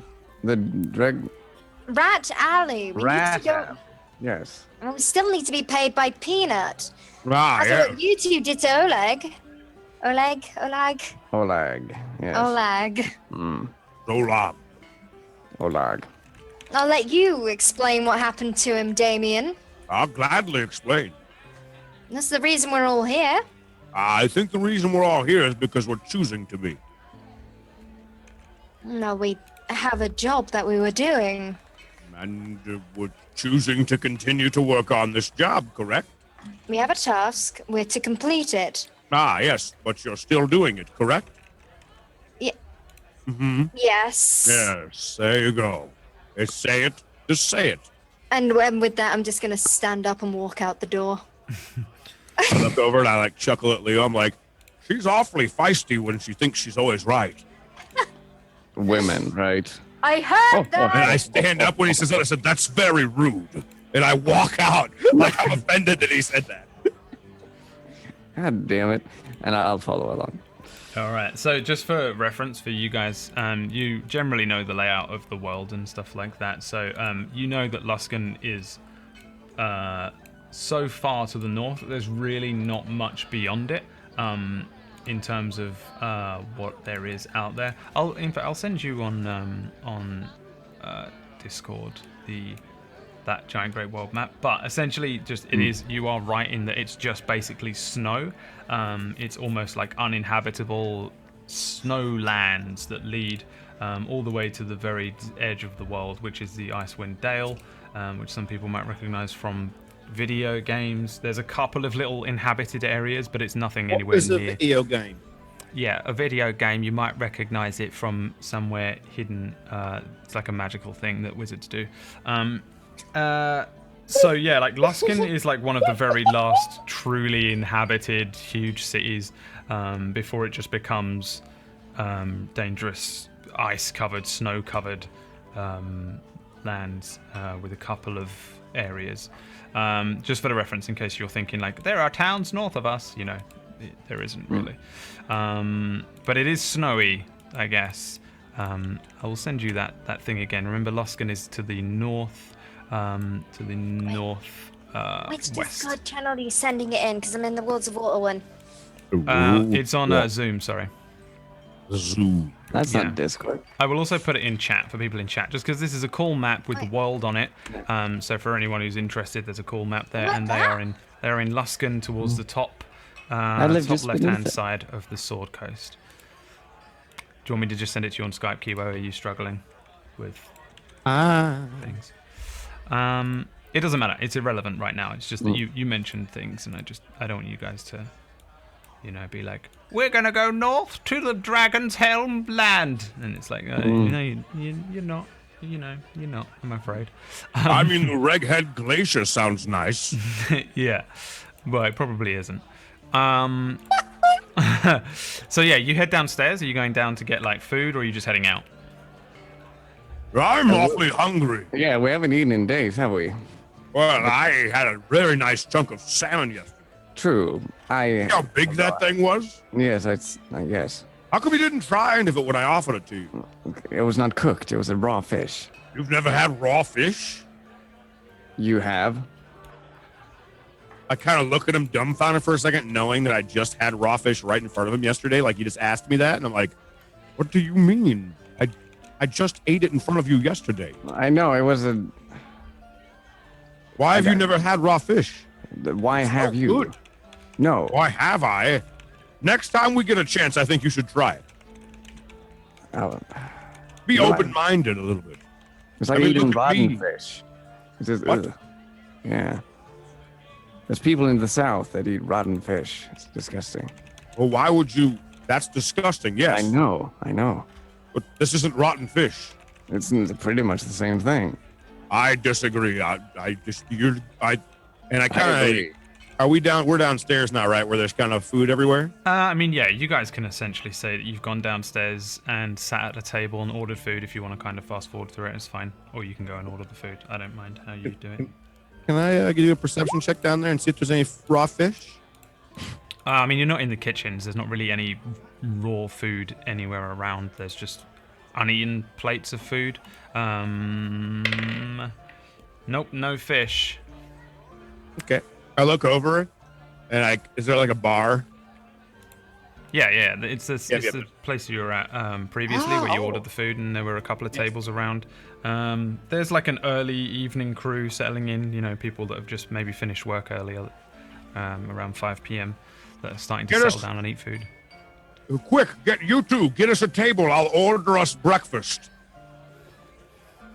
Are you really gonna force feed me raw fish?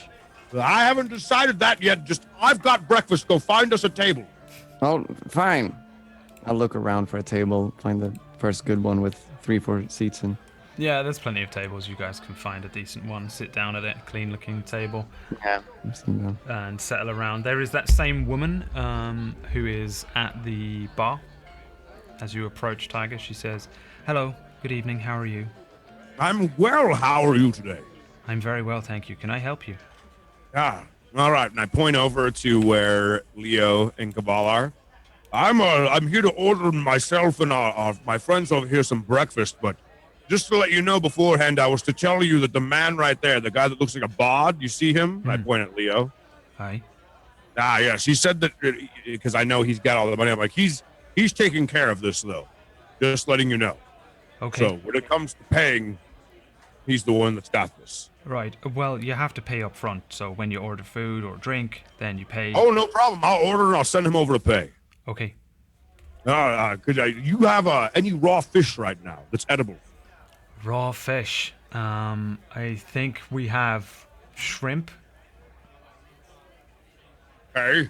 That's about it. Give me an insight check. Inside check? Yeah. Yeah, she's. It looks like maybe she has something else. Ma'am. And I kind of like, my mouth waters a little bit. I go, what are you hiding from me, miss? You have something, don't you? And I get completely interested in just like knowing what she's hiding. Give me a persuasion check. I lean over the bar at her. All right, listen.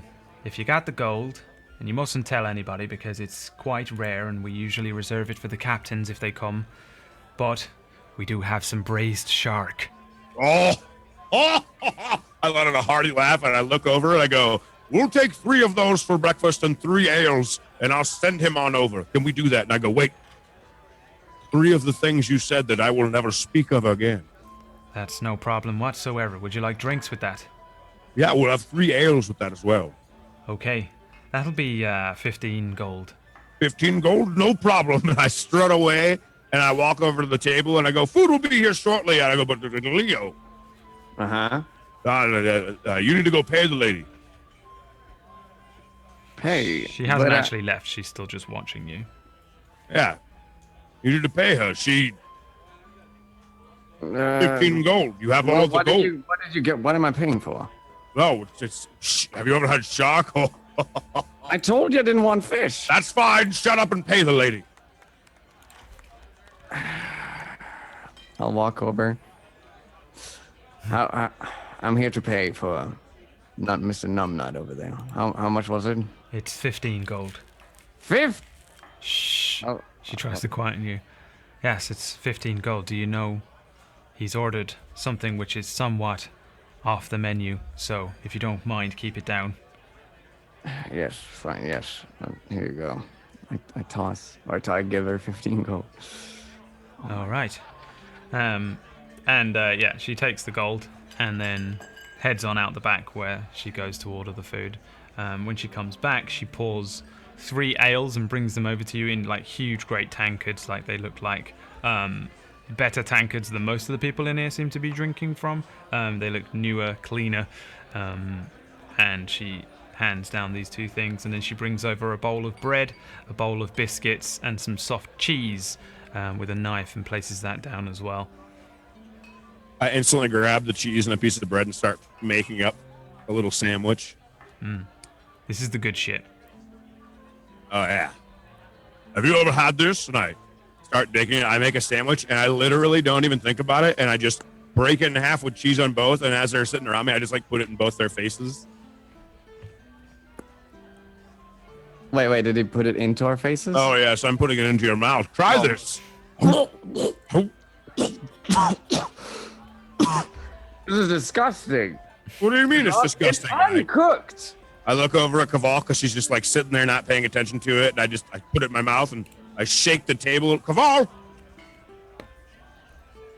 She's just kind of in her own little world, and I look back over at Leo real quick, and I'm like, something must be wrong with it. I cut another piece of the bread up, and I put a little more cheese. I'm like, maybe you didn't have enough cheese, and I shove it over to his mouth again. Wait, Oh is my this... god. My mic has been muted this whole fucking time. Have I just been ignoring you? I'm so sorry. I'm pretty good at role playing off, and I'm just like, she's just being quiet. I'm like, oh, she doesn't want to talk to me, Leo. I assume she'd gone to the toilet again like she does. When Oh she no. My disappears. fucking mic was muted this whole time. I'm so sorry. I look over at Leo as I think he's going to do it, and I realize finally that she's kind of paying attention. I turn around and just shove a piece of cheese and bread in her mouth. No. No, take it, and I push it into her mouth. It's so good. Try this. It's so, because I'm so excited because we're getting like this amazing food. I take a big drink of my ale, like I chug a good sized chug of it. It's good, isn't it? And I swallow it down, just Yes. Take a drink of your ale. And I push the ale towards her. I don't think I should drink. Ah, it's fine. It's early. You'll be fine. Eat the bread. You'll settle well.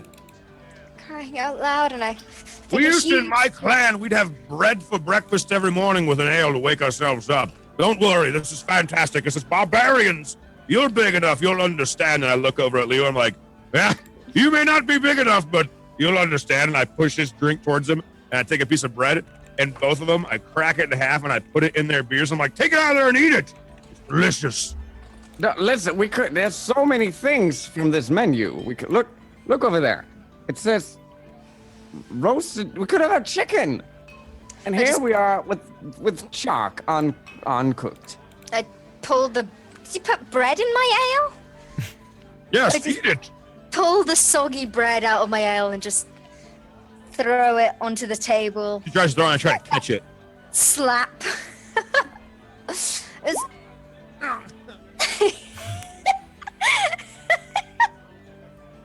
I miss the bread, and as it hits the table, I just kind of look at it real quick, and I look back up at her, and I just kind of like look over at Leo, and I look back down, and I dip my bread in my beer again, and I eat it, and I was just like, and in my head, I'm offended because it's like something that's really traditional for Can I my people. Can I is it an insight check? Because I'm good at reading people's body language, right? Yeah. Okay, I'm gonna. Oh, Not today, you're not. I sit there and I grab the piece of bread she threw on the table, and I don't even look at her. I just eat it. And I look over at Leo, and I just kind of put I just kind of slam my mug down a little bit, and I turn real kind of like stern looking at him. I'm like, are you going to do the same? Are you going to insult my culture in front of me? What? Wow. I mean, it's. I sit there and I kind of like, I just don't like it. It's like what? Red? I would rather have. I would Are they rather bad? have a chicken. Maybe Are a you still on salad. the fish bit? I'm talking about the bread. Eat the bread. I can eat. I can. You can't eat bread? I can eat bread. It's just I'd rather have something that doesn't taste like growl. all Pardon you. this time I'm just sort of trying to push the shark off the cheese and nibble at the cheesy bread. Wait, the shark hasn't even come out yet, has it? No, the shark's not been delivered. Oh God! Oh, damn. shit. Oh, I Yeah, this is thought just you the cheese were and the forcing bread. it. Ah. Oh yeah. Oh shit. That's.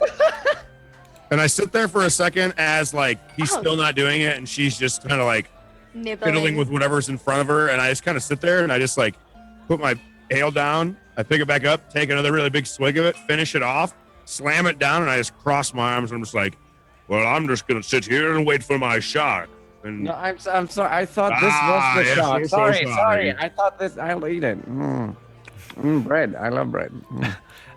The bard, which had been playing up until recently, despite the sort of background, heads over to your table, and while you're kind of standing there, you hear a voice behind say, "Leo Stringguard."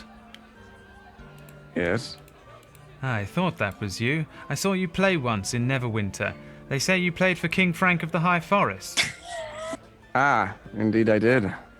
Ah, I did. I wonder. I'm a traveling bard myself, and I'm heading off to Neverwinter soon. I wonder if you'd play me a song. It's just, I'm very interested to see somebody as famed as you play, and I'd maybe like to learn a song or two if you'd play me something. Here, you can have this. It's what helps me get about. And he puts a potion down on the table in front of you. Can I try to do an insight check what it is if I can recognize it? You can do an investigation check, yeah. Yeah. Whoop. Not too sure. It's very, very dark green. It also looks like it's kind of bubbling. But okay. It's been soda streamed. A song? I mean, sure. If the staff don't mind. Oh, I'm sure they won't. Not somebody as skilled as you with the loot. No. Yes. Of course. Yes. I start looking around for the food. There's no food coming yet. It's a shark. It probably takes a while.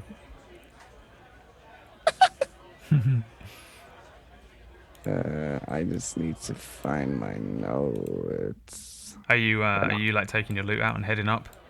Yeah, I'm go. Yeah, I'll. Yes, surely, I'll. He's I'll clear us. the other bard kind of takes a seat to one side of the stage and leaves the potion on the side.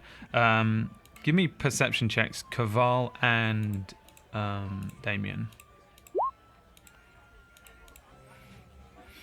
Probably should have been insight checks, but I'll let it. Yeah, he looks nervous and crazy. Like he's fidgeting, he's sitting, he's looking, he's like playing with his fingers and stuff like that. He like goes to pick up his loot case and then puts it back down, and he's looking around a little bit while Leo starts to like unpack his loot, sits on the stage and starts to, string his loot. I look over at the other bard and I'm like, how do you know him? I saw him play once. Yes, maybe a year ago. Where was that you saw him play? In Neverwinter. And I look over at Leo real quick and I was like, hold on, before you continue. And I look back over at the other bard and I'm like, what's wrong? He looks over and says, what do you mean? I get kind of closer to him and like, not really in an intimidating fashion, just like get closer to him and I'm like, what? I'm confused. Something looks like it's wrong. And then I kind of get a little bit intimidating. He looks up and just says, well, you see, he's my hero. Give me an insight check. Are you telling me the truth? Yeah, insight check. Yeah, he's telling you the truth.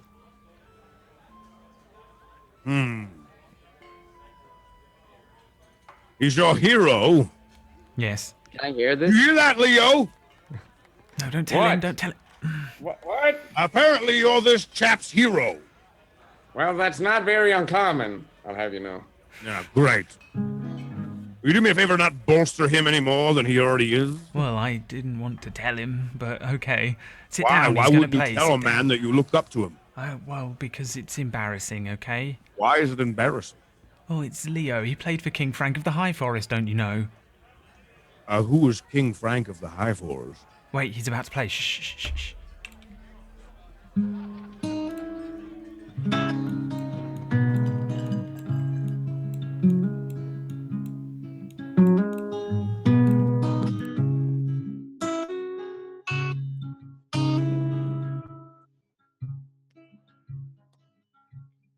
Two fair ladies forbidden love,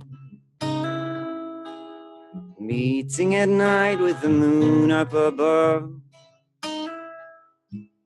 taking shelter must not be seen,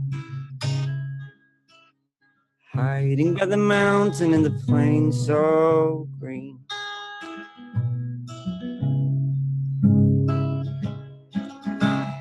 Who can judge another for their love? Hate keeps on spreading when you act thereof. And who can judge another for their heart? Two fair ladies looking for a new start.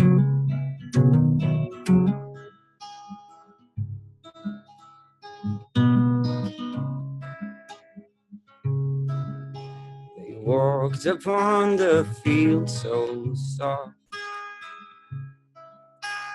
caught in their eye was a man so lost, threatened to tell the lawman the truth, that he saw two fair ladies with forbidden love, and both the ladies know what had to be done. And who can judge another for their love? As hate keeps on spreading when you act thereof. And who can judge another for their heart? Two fair ladies looking for a new start.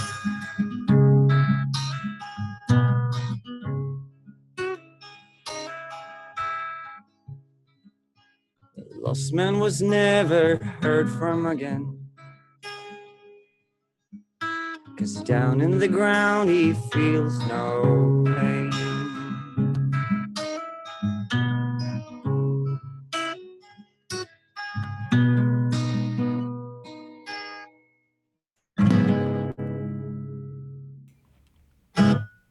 Give me a performance check. There you go. Pony Punch, everybody.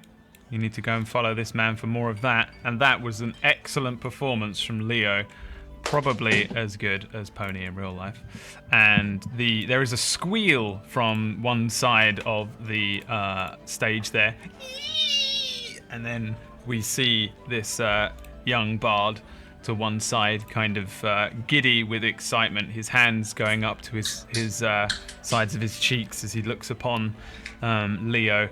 He picks up his lute and runs out of the Seven Sails Inn.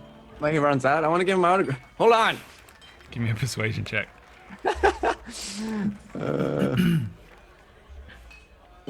Oh, that is exactly what you need. As he starts to like get towards the door, he turns around and looks at you, eyes wide open, fearful. What's your name, son? Give me a persuasion check. My name is Farrell. Farrell. Hold on, let me. Is there a pen? Can I go get a pen and paper from the? Or I will walk to the bar and see if they have a pen. I think you have pens and paper, don't you? Or do you not? I don't think I do. Wait, I got average when disguise kit. What skin? No, I don't. All right, you took the other bard pack. Yeah, he just stands by the door, shaking. Oh, do you have a pen and paper on you? Yes.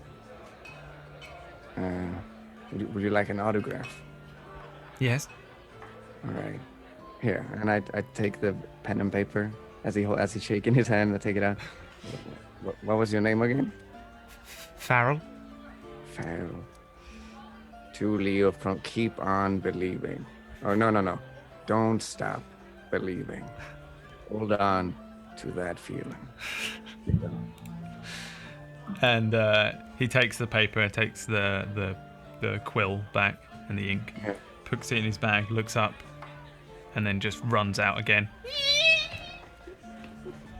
Goodbye, Tommy. He's gone. He is gone. He's insane. He's insane with, like starstruck, intimidated love for Leo Stringard. And when you return to the table, it's around the same time as the woman places down this feast in front of each of you guys. It's braised shark with a side of some fresh-looking vegetables, and another tankard of ale or mead or whatever you ordered. This shark looks expertly cooked, very fresh. It's braised, which is like kind of like fried to a degree, and it smells divine if you're into fish. Well, at least this one's cooked. I actually got this. I just literally pick it up with my hands and start throwing it in my mouth. Ow. I mean, we kind of have, he's gonna be so I look angry. over at Leo, and I'm pleasantly surprised. And I guess we had some utensils. Yeah, do you know how much I paid for this? I mean, this better be good. It'll be so good. The woman returns gone. with a bottle and places it in front of Leo and says, "That was a mighty fine song. And here, this is for you. It's some strawberry wine." Oh, thank you. You now have a bottle of strawberry wine you can add to your inventory or drink. Yeah, what do I add the other one? Like the potion, weird potion. You have a green potion, yeah. Yeah, okay, green potion. And also strawberry wine. All right. Well, yeah, I'll try to. I'll take my fork and knife. I'll cut up a piece and put it in my mouth. It's excellent. Oh my God, Damien. I'm like sitting there. I'm like picking my teeth because my food's completely gone, and I just kind of look at him like, "What did I tell you?" Yeah, it was. I expected to not be cooked after your last shenanigans. Not my fault you don't listen. I said it was cooked. Yeah, but empiric evidence, you know. I thought that you would eat. This is great. Anywho, definitely. What do you think about? Yeah, you know what? I'm pleasantly surprised, Damien. Thank you. Look to Leo. Thank you for paying, but thank you, Damien, for ordering.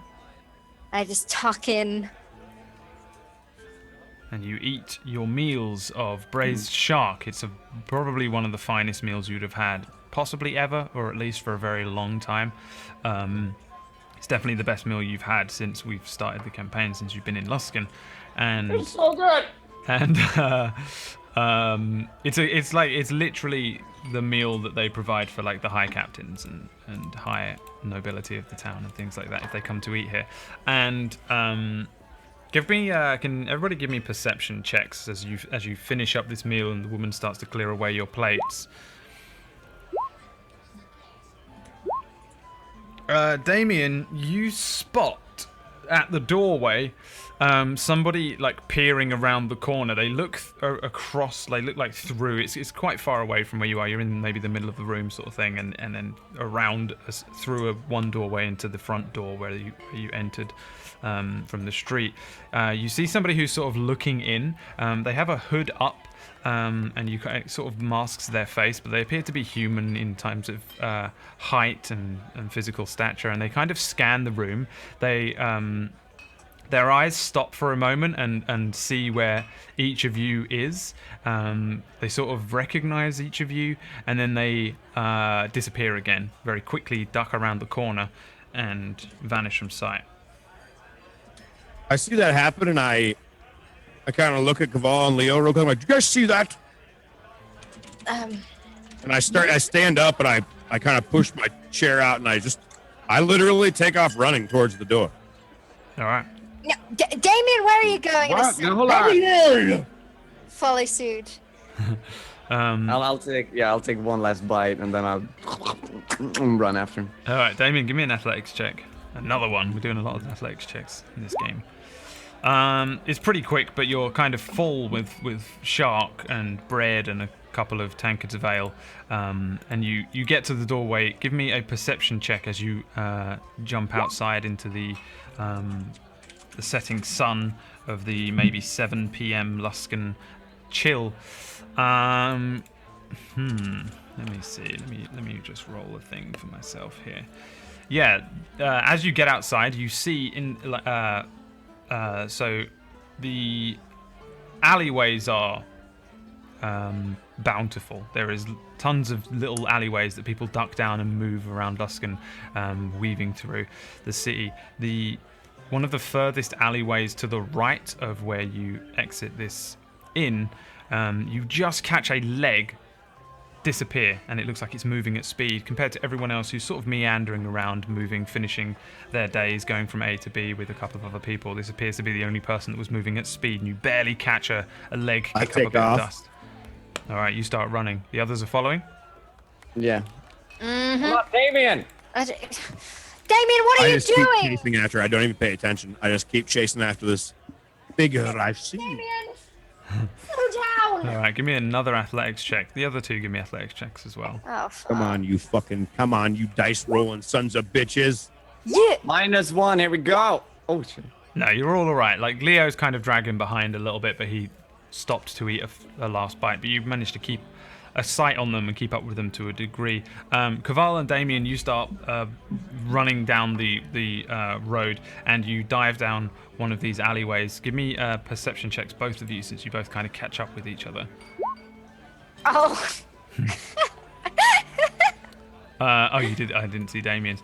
So yeah, you dive down this dark kind of alleyway. It's even gloomier in the dusk night, which is sort of setting in, and you look up and down the alleyway and don't see anything. It's just gloomy and dark down there. You don't see any people at all.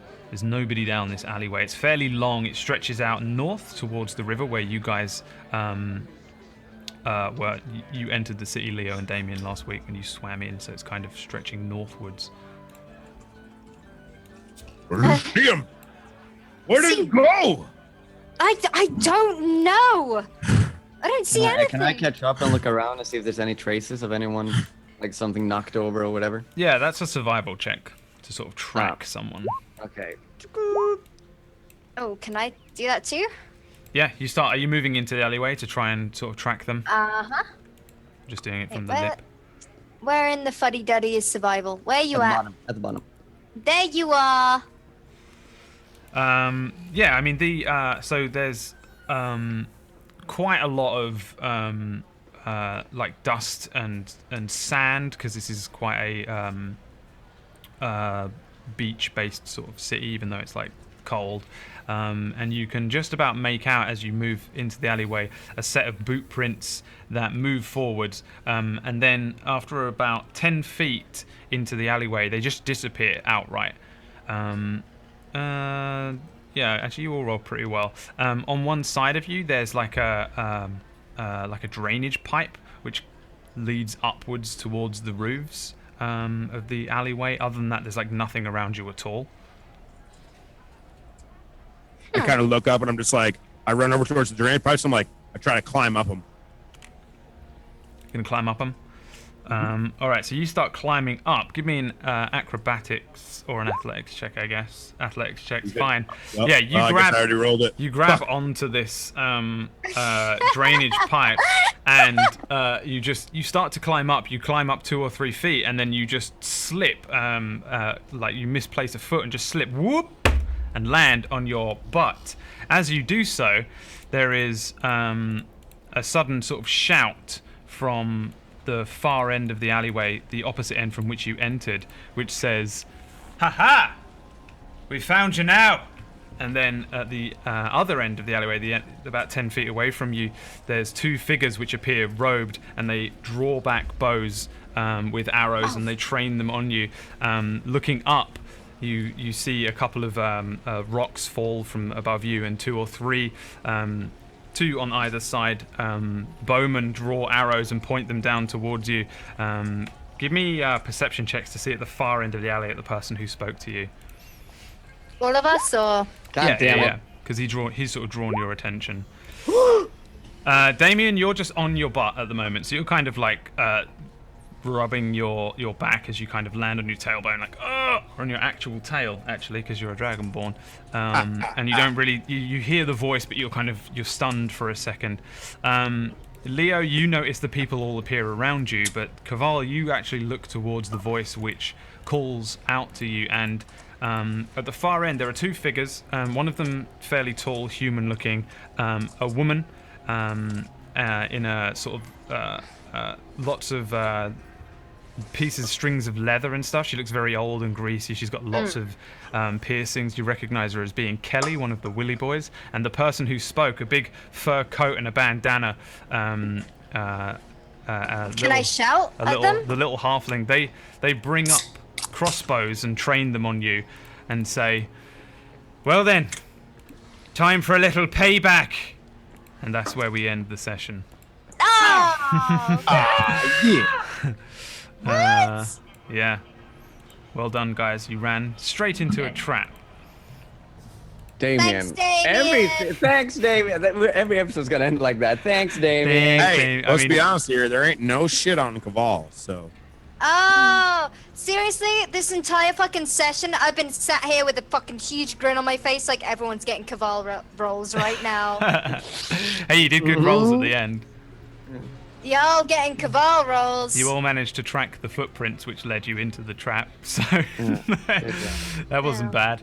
But unfortunately, the gang are surrounded, very much so, by people with bows and arrows and crossbows. Scumbags. It appears to be the Willy Boys reaping their vengeance. Thanks for playing, guys. Yeah, that was awesome. Thank you. That was great. Thanks. Thanks for watching, people at home. Let's do a couple People at home. couple of shout outs. Got the shots, yeah? Wow, 2 hours 50. This has been a short session. That's what happens when you drop a person, man. The more people you add, I add an hour. That's how I normally do it. It's like however many people are playing is how many hours the game needs to realistically run for. And also this is like, there's a lot less production going on this. But, yeah, you guys playing, who are you? We'll start with, why not Mr. Pony Punch, who delivered an excellent piece of music for us just a few moments ago. Hi, I'm Pony Punch, aka Leo Stringart. I do music on Wednesdays, and I play games all the other days, except for tomorrow, the one I'm off. Oh, nice. Everybody go and check out Mr. Pony Punch for wonderful musical times and also excellent gaming-based adventures. And then Pony Punch's sometimes partner in crime, Ms. Kiwion. Hello. I'm sorry I was so drunk today. My name is Kiwo, but someone took that name on Twitch, so you can find me at twitch.tv/Kiwion. I don't have a schedule, and I play whatever I want when I feel like it. I do what I want. I do what I want. Yes, because otherwise, if I had a schedule, then I'd probably drive myself insane. So I'm unreliable, and the content is relatively okay. Relatively. I got my thumbs up at my monitor right now, so Positively satisfactory. it's adequate. If you want to go and see an excellent stream, then I suggest following Kiwion. It can't possibly be average because you have wonderful viewers and solid followers. So They take the piss out of me. They all mock me. You know, I was telling They everyone. all mock me. No, they take the piss. There was one day I got a new headset, and for 40 minutes because I'm so used to them just completely ignoring me and talking to each other and having fun and, talking amongst themselves. 40 minutes my microphone was muted and I was playing a game, and that was one of the greatest turnouts I'd had as well. And they were just talking amongst themselves, and then someone was like, oh, by the way, Kiwa, we can't hear you. They didn't give a fuck about me. it seems that you make that mistake fairly often. So if you want to go Thank you. if you want to go and watch Kiwo play a game but not actually commentate over it for a good Yes. portion of her stream, That's pretty much my stream. then head over to twitch.tv/Kiwion. And then last but not least, Mr. El Tigre Writer. I don't know what writer is in Spanish. My name is El Tigurate. I am a broadcaster on the Twitch. I do this about Saturday through this the Wednesday, right around the 7 p.m. Central Time. But on the Wednesday, I do these with these guys. And I also, on the Thursday, I also do more D&D with the Brad Woto. Indeed. Oh, yes. Oh. And so, yeah, if you want to go and see Mr. Tiger Writer be crazy, I don't know how to describe your stream other than just like pockets of ADHD. Yes. Yeah. But like in an entertaining way. Not in a kind of he's just going insane every now and then and just like headbutting the screen. Like it's just very entertaining pockets of just hyperactivity, which I fucking love. Then head over to Mr. Tiger Writer. I shouldn't do reviews for Twitch channels. Yeah, we'll be back next week. I think maybe around this time. What time is it? 9 p.m. UK time. Whatever that is for you, you can use Google to work that out. For the next episode of The Wolves of Water, we'll deal with these guys and their little ambush, which has been sprung. All actions have consequences, players. And now... You knew I would chase them. And now it's... I know, but what I mean is your action of killing a gang leader will always have a consequence. It's not a thing that gets fuck forgotten. every single member of their gang up. I hope you do, because I don't want to have to kill you all. And yeah, you can catch me on some other things during the week. Most notably, tomorrow I run another show called Fractured Worlds. It also has Tiger in it. It's on John Sandman's Twitch channel, and you can follow one of us on Twitch, and I'm sure we'll on Twitter, and I'm sure we'll tweet about it.